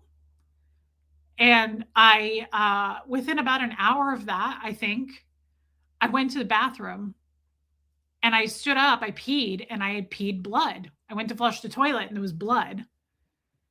And I wasn't on my period. And I went to the person underneath Maggie. Her name was Wendy. She's the DED, the Deputy Executive Director of the organization. And I said, I got to get some medical help. I was like, I'm peeing blood. I need help. And she just ripped into me. And she was like, nobody's going to fucking help you now. She was like, after what you just did, the shit you pulled in this place, she was like, nobody gives a shit about you. And I don't know, pretty soon after that, Shane comes walking up the stairs. He had a daytime job and he was coming in for post to work. And I see him coming up the stairs and I said, I'm peeing blood. I said, so much has happened today. Something's wrong and I'm pissing blood. And I was like, nobody will take me to a doctor. And he's like, let's go. So he took me to the ER in Kansas City. And he takes me to the ER. I'm 16 years old and I'm not used to seeing doctors. And this doctor finally comes in and I wasn't aware of this, but I was super, super jaundiced. Like the whites of my eyes were super yellow. My skin was super yellow. And this doctor separates me from Shane. He's like, I need to talk to you privately. And I said, okay. And he takes me into another room and he goes, I need to ask you something. He said, are you using needles? Are you using drugs through needles? And I was like, no, no. And he's like, are you sure? Like, it's okay to be honest. Just tell me if you are. And I'm like, yeah, no. So he starts like checking over my body. Maria says, this rejection is why you feel no one will like you, why you keep putting yourself down. You don't see what others see. You are so likable, so kind. Thank you for saying that. I'm working on it. Any day now, Maria. I'm working on it. But it is hard. It's really, really hard to like and accept myself, but I am working on it. I'm not going to stop until I get there. I promise. I am not. This isn't as good as it gets. This isn't just how I am and you have to deal with me. I am going to get better. I promise. And so they come to find out, I still to this day wonder if I was peeing blood because of what happened with Dan, the fax machine thing, just because he was sitting on me for so long and he was so heavy. He was so heavy. I'll never forget that. I remember being like, like I was trying to breathe because he was sitting right on me, like right here. And his whole body was on me. So I don't know. Thank you, Maria. I don't know. Thank you, HBH. So I was in the hospital for a week, a little longer, and I had to have 2 surgeries. It ended up being my gallbladder. And they had to go in first through my throat and take out stones manually because it was overproducing stones. But what happened was I'm 16. Nobody's coming to the hospital. I'm in this hospital bed. And within like a day or two, this woman comes in with a file and she's with social services. And I don't know what the fuck any of that is, right? Like, I don't know what that is. Reese is a beautiful work in progress. Beauty from ashes. That is so nice. Thank you for saying that, baby steps. And I'm really working on it, guys. I'm in therapy. I want to love myself. I want to give myself back my power. I want to step into my power. I will get there. I am getting there. Every day I get stronger, I promise. I still miss my people. I still miss my father. That will never change. But I also am aware that I'm not going to get the closure that I've always wanted. And I'm just going to keep chasing it. I understand that I do that too. That's why this channel means so much to me. That's why I reach for external validation so much. That's why Dana saying you are amazing, Jen saying you're doing great. All of those things heal me one by one, piece by piece. This isn't just like I come on and I fake it and, sing and dance for you guys. No, this is so real for me. You have no idea. I don't know where I would be without this channel. People have healed me through this channel. So this woman, no, Lexi, they did not ask for my mom. So this woman comes in, I'm in a hospital bed, and she goes, where are your parents?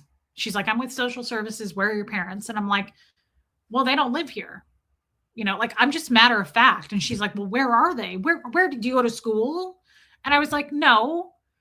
I said, I live here and my dad's in Kansas City or Omaha. And I was like, my mom lives in California. At the time, my mom lived in California. And she's like, you're going to have surgery and we need a parent, like to talk to a parent about it. And I was like, okay. And she goes, can you call your dad? And I was like, yes. The last time I talked to my dad, he was at the top of those stairs telling me never to talk to him again. I haven't spoken to him since. He doesn't know I'm in the hospital. D, is anybody else that you knew left the cult since you did? No, not in Kansas City, not that I know of. So I call my dad.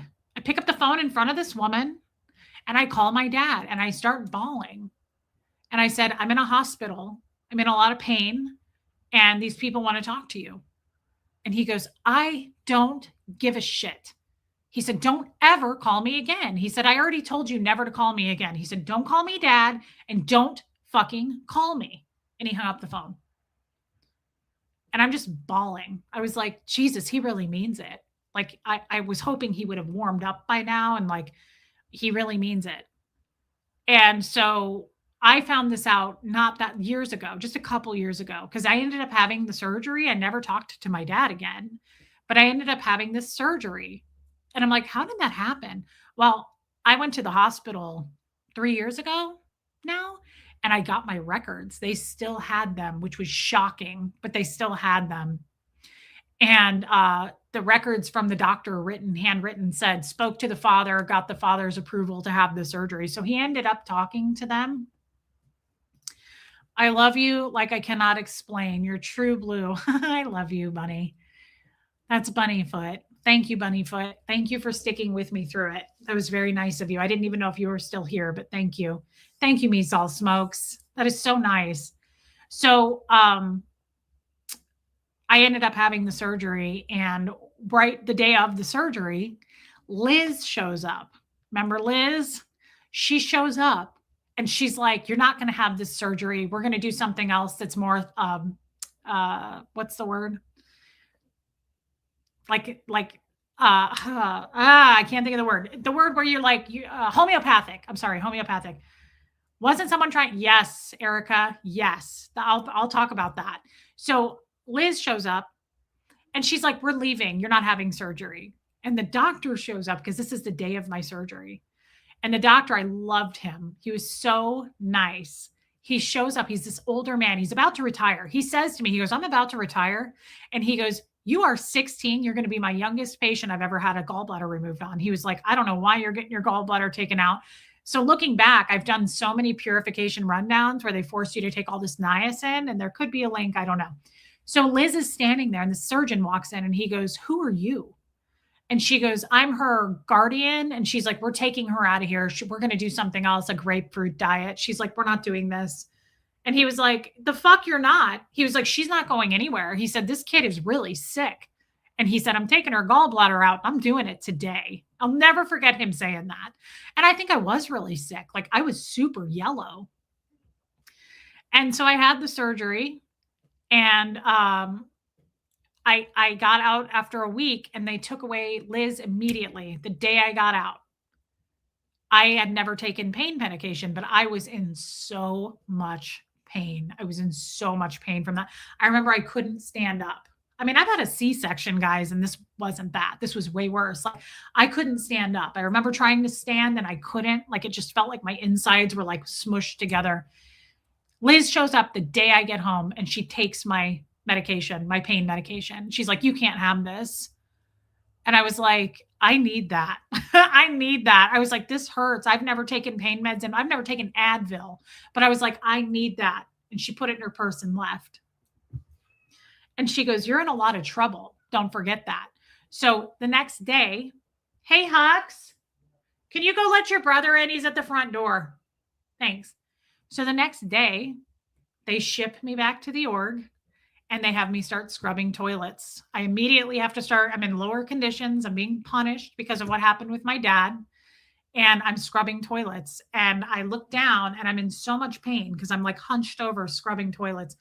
And I looked down and my stitch popped. I had a stitch and I was like bleeding. My whole stomach was bleeding. And it was because these were fresh stitches. I had just had this surgery and I'm like, "Oh my God." And so I go and I tell somebody, I told this lady named Kelly, and I was like, "I'm bleeding." And she was like, "Put some ice on it. The fuck do you want me to do about it?" Like nobody cares. And I called my mom. I had no relationship with my mom. My mom lived in San Francisco at the time and was married to a different guy. I knew nothing about my mom. We hadn't spoken. And I told her what happened. And I said, "I'm trying to recover and I'm bleeding and I don't know what to do. And I'm calling you because I can't call my dad."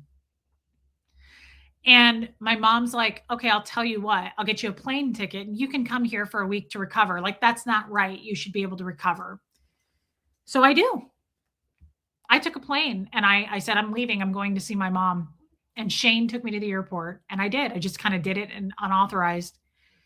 And I spent a week there. I got to see my mom. I hadn't seen my mom. Like, it was really nice to see her. And I explained to my mom's new husband what happened. And he is not a Scientologist. He has nothing to do with it.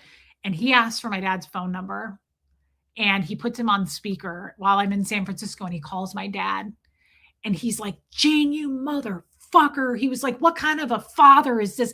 He was like, I can't believe this place hasn't been shut down. He was like, this is bullshit. This is child abuse and you know it. And my dad doesn't talk to this guy at all. He's on speaker. He doesn't talk to him. No, this was a different husband, Buffy. Actually, he passed away. His name was Michael. And my dad goes, where is Reese? He won't even talk to this guy. And I'm standing there and I'm all shaky. And I went, I'm right here, Dad.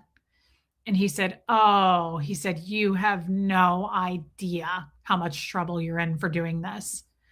And I started shaking. I've been in trouble my whole life. That's pretty much all I've been in is trouble in Scientology. And I was so scared.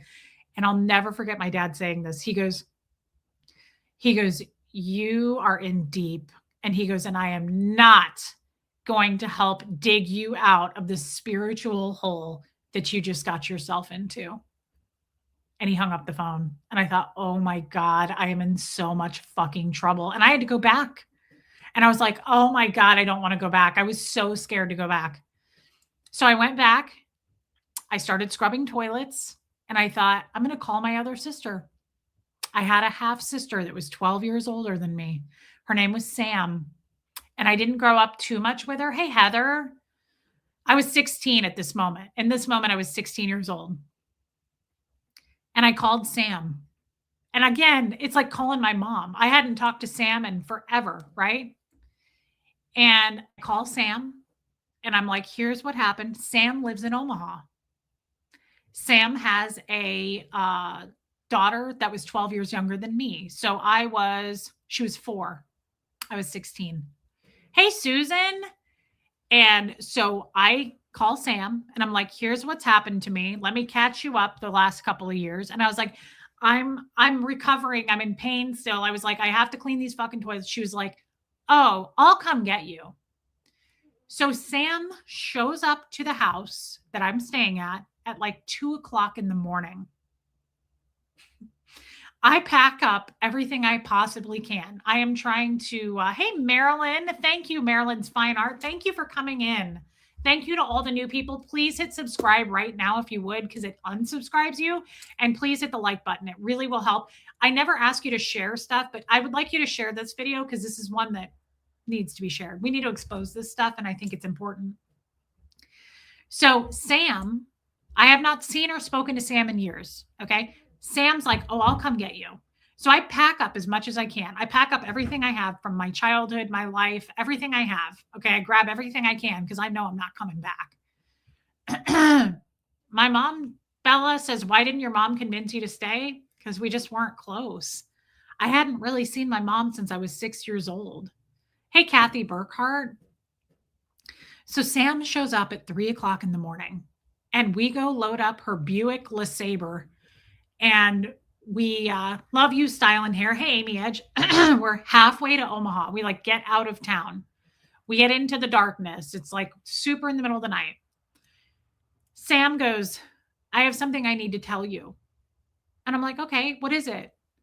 And she's like, I'm a drug addict. And I was like, what?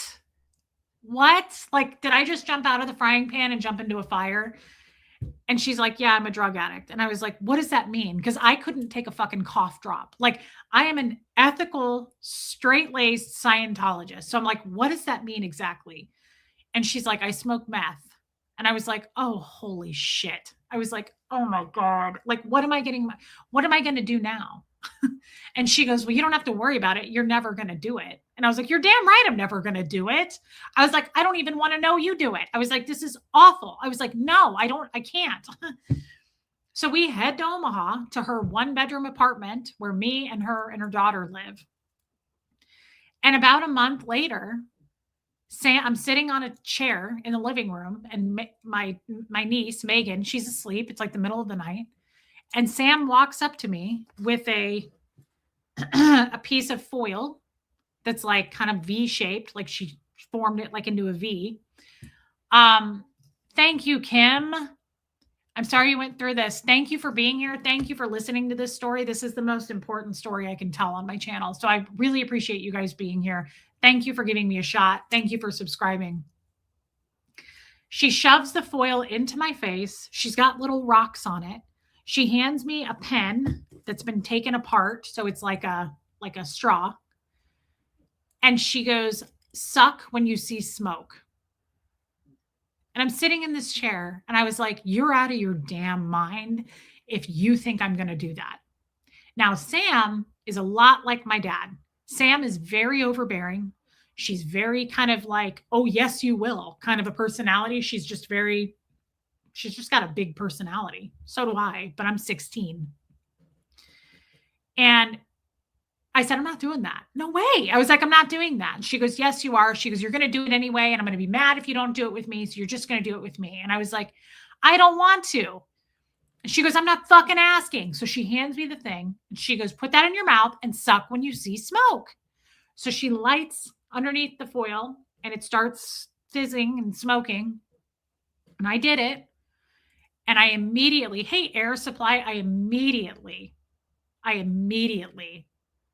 was like, "What is that?" Because it's the best thing that's ever happened to me. Like, I felt like a different person. I had so much confidence. I was like, "What is this?" It was like this false confidence. I suddenly was like, "I'm hooked. What the fuck is that? That was amazing." Like, it was horrible. And so I did that for the next 2 years. I did that till I was 18. And the only other time I saw my dad during all of that, I had turned probably 17. And my dad called. He lived in Omaha. And remember, I have another sister, Brianna, who I didn't really grow up with. Brianna lives in Omaha too. I don't know her. I don't talk to her. She's 4 years older. And my dad calls and I was like, "Hey, Dad." And I thought he was like interested in talking to me. And he goes, "Your cousin died." So his sister's kid, who was my age, got into a car accident in Kansas City and died. And he goes, "We're going to the funeral. It's next week." He was like, "Brianna's going to ride with you down there and you guys are going to follow me to the funeral." And I was like, "Okay." And he goes, "I'll meet you at your apartment where you're staying and you guys can follow me." And I'm like, "Okay." Like, I was sad about the funeral, but I was like, I'm going to see my dad. Like, I get to see my dad again. I was really excited. I got that same rush of emotion of chasing my father. I got that same rush of when he would show up, from being gone for 5 days when I was little. I was like, I'm going to see my dad. I'm going to see my dad. So he shows up and I am high as shit. Like, I told my sister, I was like, I got to do some extra stuff because I had already been up for like a week straight. And I was like, I'm going to be at this funeral. Like, I'm going to crash and burn. So I got super, super like extra wired. And my dad shows up and they do both, Mama C. My dad shows up in this truck and I'm waiting for Brianna to show up and he pulls up and my dad had written, I told you this a little bit earlier on. My dad made this baby book for me when I was little. He didn't do it for any of his other kids. He just did it for me. And it was this special moment between us. He wrote probably 60 pages in it. And he wrote until I was 16. He wrote from when I was born until I was 16. And he just wrote common weird little things and like odd Scientology stuff. And it was more of like a journal for him, to be honest, but he wrote about my life. And I have my only like really happy memory was of when I was little. I'd be like, "Write in my baby book, write in my baby book." And he'd be like, "Okay, but you got to go to bed." Like, he would sit there and write in it. And it was just so exciting to me. I just loved it because I felt so validated, right? "Thank you for becoming a member. And I'm glad to see you back. I didn't know you were here. Thank you." So he pulls up in this truck and, hey, Sherry LeBron, he pulls up in this truck and I have the book, but I don't have it in here. It's in the other room. So I'm going to pretend this is the book because it is this size. And he pulls up in this truck and I'm so excited to see my dad. And I thought, he's going to be over this. Like, he's going to be excited to see me. It's been like months and months have gone by. Like, I thought he's going to see me and think like, I'm glad to see you, right? Like, I figured he'd forgive and forget, which Scientologists don't do that. It's just wishful thinking. But he pulls up and I walk up to this truck and I was like, "Hey." And he only rolls his window down, like maybe halfway. And he goes, "Hello." And he reaches over into the passenger seat and he grabs the book and shoves it through the window. And he goes, "I'm not going to ever need this again." And I was like, it was a whole new level of heartbreak. It was like kind of the same, I guess, as when he said, "Don't call me dad. Don't ever call me again," because I thought he really is done. That's it. Like handing me that book and him saying, "I'm not going to need this again." I thought, that's it. He's done. And he was. And hey, Noelle. Noelle, I just want you to know I'm thinking about you and your daughter today. And we went to the funeral, and it was a horrible funeral. And I started to cry at the funeral. And part of the bullbait process is called a TR. I haven't shared that with you. It's called a training routine, short TR. And I was at the funeral, and my dad is sitting next to me in this pew, and I start crying. And he jabbed me so hard that I thought he like broke a rib. Like it hit me so hard that I was like, like it like knocked the fucking wind out of me. And I'm crying, and he goes, "Get your TRs in." Like growled at me. That's what he used to do when I was a child. If I would show emotion or cry, he'd go, "Get your TRs in." No H-E-N-R, get your TRs in. Scientologists will say that to you around the clock. If you show emotion, they're going to go, "Knock it off. Get your TRs in. What are you doing? Get your TRs in." It's your training routine. It's the bull bait. There's more than that, but it's the bull bait. Of course, Jojo. So I go back from the funeral. I spend another year on drugs, just high as a kite. And I decided at that point, I woke up one morning and I was super high. I was skin and bones. I wasn't eating. I was on meth every day. I loved it. I wasn't sleeping. And I was at my sister's friend Sherry's house. I woke up all the time. I would crash and I would wake up in people's houses. I didn't know where I was. I was like, "Where are we today? I don't know." And I go to her bathroom, and I looked in the mirror, and like it was black. Like my eyes were sunk into my skull. And I was like, "What have I become?" I remember just looking in this mirror, and I was like, "I'm going to die. I'm 18 years old, and I'm going to die if I keep doing this. Like, I don't know where I am. This isn't how I was raised." Like, I was like, "I am a Scientologist. Like, get your TRs in," is basically what I was saying to myself. Like, you're better than this. You're a Scientologist. So I called my dad. He was in Omaha. I was in Omaha. And I called my dad, and I thought, I'm just going to be honest. I'm just going to tell him. And he picks up the phone, and I said, "Dad, I know you don't want to hear from me, but I said, I am on drugs. I've been using meth. I've been smoking it for the last 2 years. And I said, it's going to kill me. I have to get out of this town. I need a bus ticket. I need the money for a ticket to go to Kansas City." I was trying to get, my mom lived in Kansas City. She had moved back at this point, and I wanted to get back in the good graces of Scientology. And he goes, "I cannot believe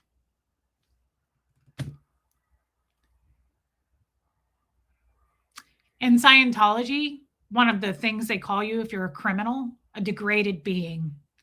It's a big word. My dad had been calling me that since I was 5 years old. Quit being a degraded being. It's like the lowest form of life. It's like scum. And he goes, I tell him the story. I tell him I'm doing drugs. I was so scared to tell him that. And he goes, "I cannot believe that my three children are the most degraded beings on planet Earth, that those are my kids." And he said, "I will not help you. Do not ever call me again. Don't call me dad, and do not call me for help." And I said, "Okay."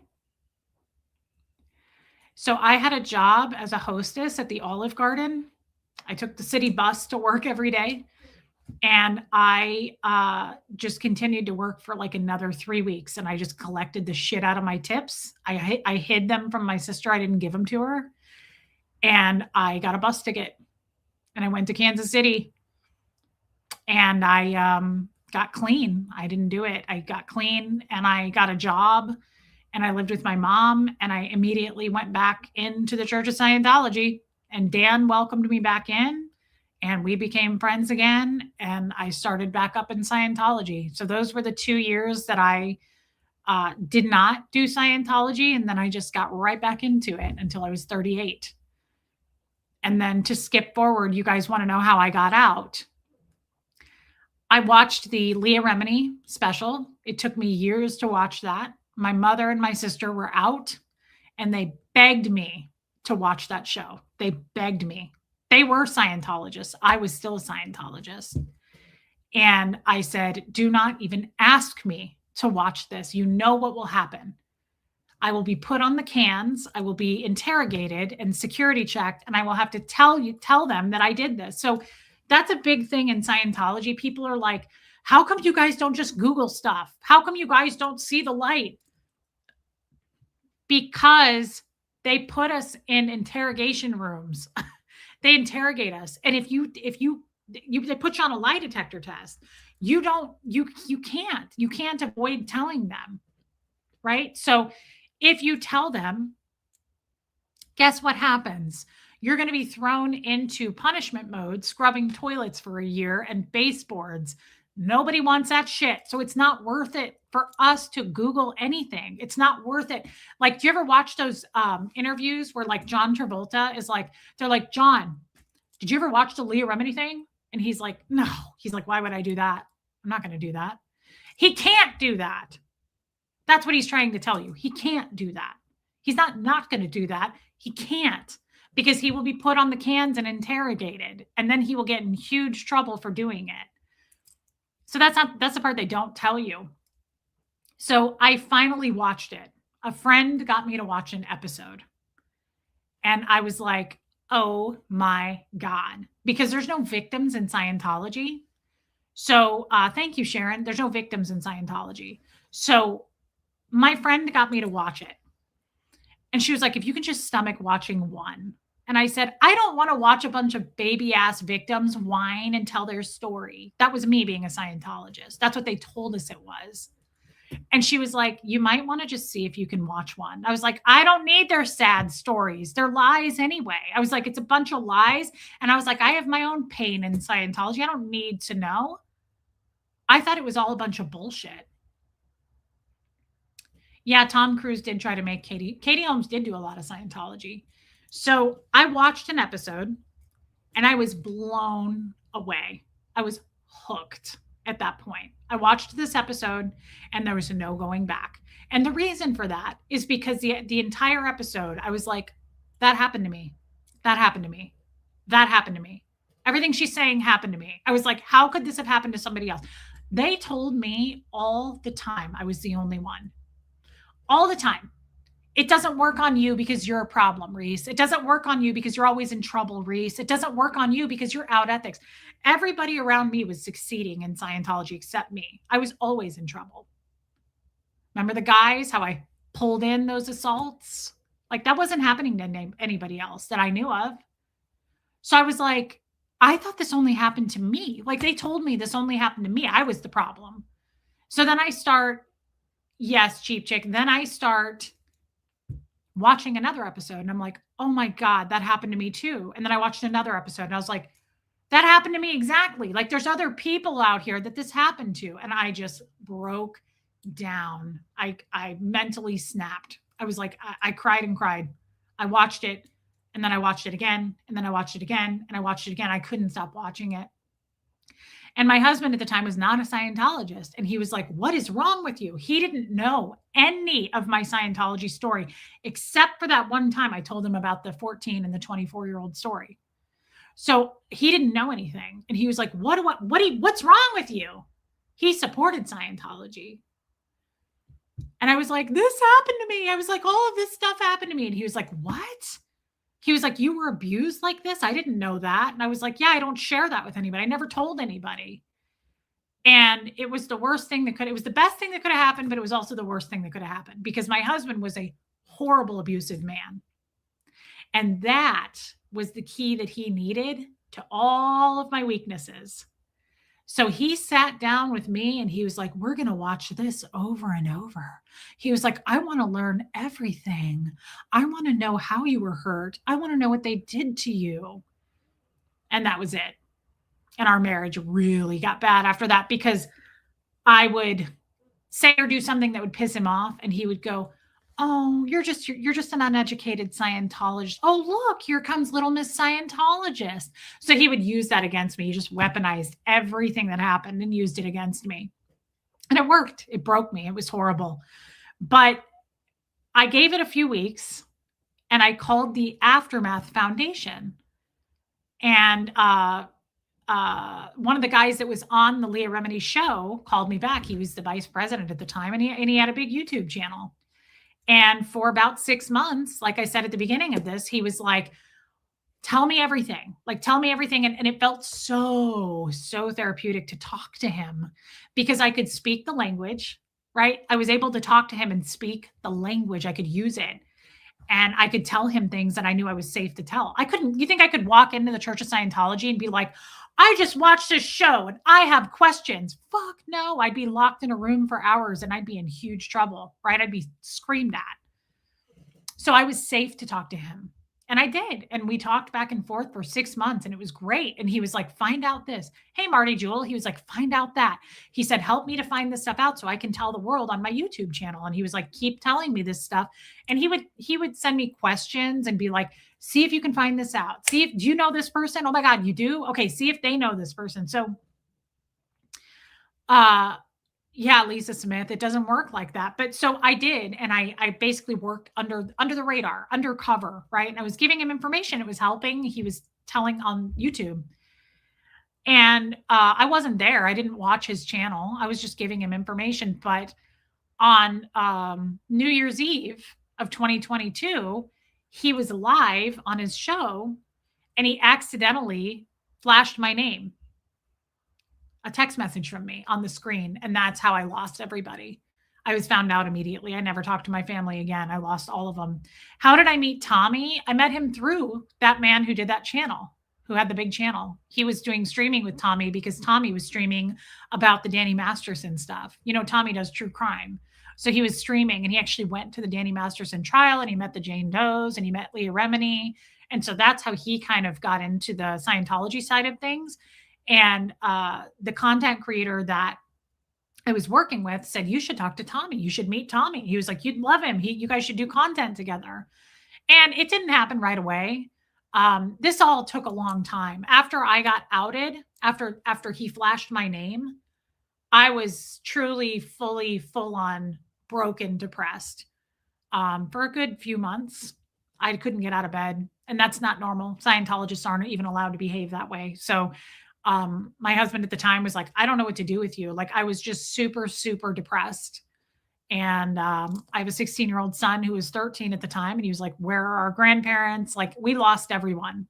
I probably lost, I mean, it's hundreds. I don't want to put a number on it. I've said 500. It might be 300. It might be 400, but I lost hundreds of people that I grew up with, people I've known my whole life.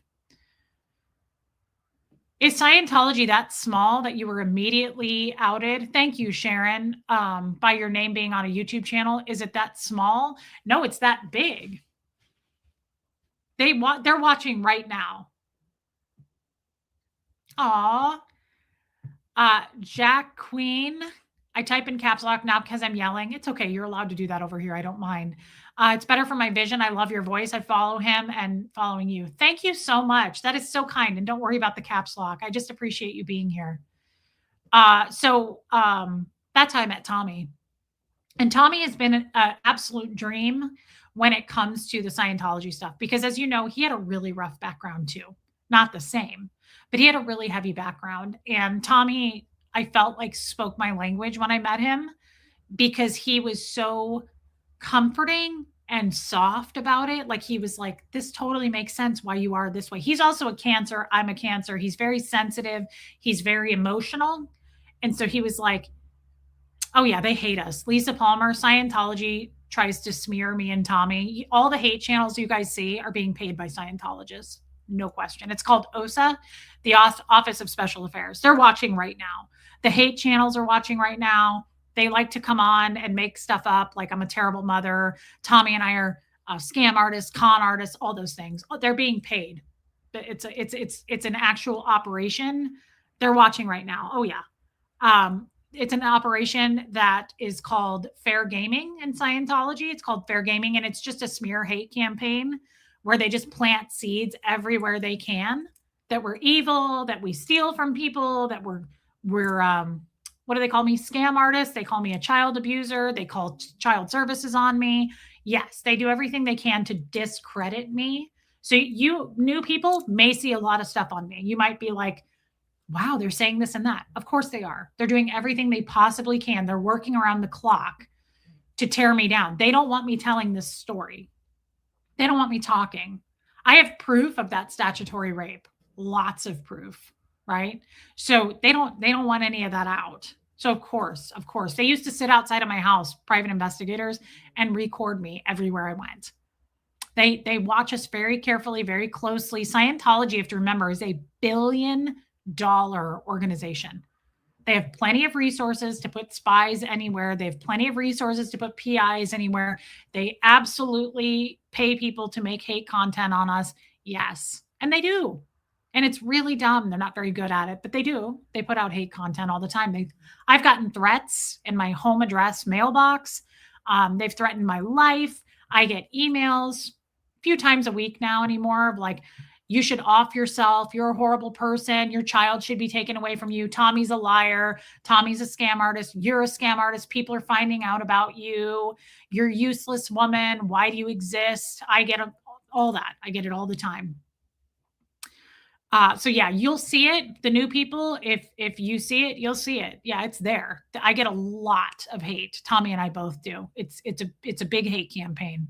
That's all it is. It's nothing new. It's never going to go away, and they're full of shit. They're being paid. So that's all I can tell you. I'm not telling you this to say don't believe it. You think how you want to feel. You piece together your own dots, but I don't believe in group think anymore. I'm not a Scientologist, so you should absolutely believe what you believe, but just know that it is a paid, well-oiled operation. They're called OSA bots. They work for OSA, and to do a hate campaign. They love it.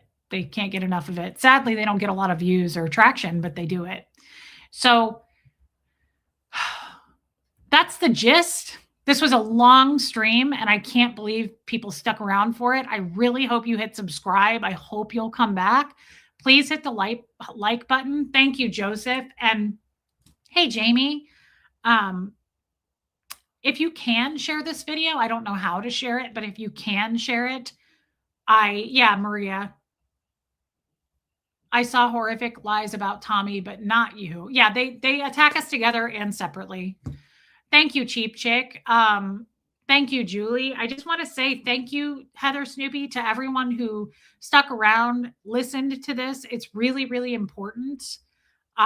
It needs to get out there. I hope that God uses me to speak in many different platforms, speaking engagements. I want my voice to be heard, just like the rest of the ex-Scientologists have a voice, and they should too. And Taylor Miller, you're a true warrior goddess, Reese. I love you, Taylor, and I'm so glad that you are not delivering that baby yet. Thank you. Thank you for saying that. Thank you for your super chat. Thank you guys for all the super chats tonight. That is so kind. As you know, I have just me and my son here, and that is over the top nice. It helps us a lot, and I really, really appreciate it. Please know that never gets taken for granted. Jennifer, thank you for being here. Jennifer Freakins, I know you wanted me to do this. Thank you for being members. Thank you for gifting memberships. I need you to know that. Thank you for your time. Like, my love language is quality time. So you spending your time through this, listening for 3 hours with me is so validating. You have no idea. It means the world to me. The more people, the more connections, the more it feeds me and heals me. Like, I'm craving connection like you don't know. And it means the world to me that you engage with me, that you talk to me, that you come in here and spend time with me. Gen X, thank you for being here. I love you guys.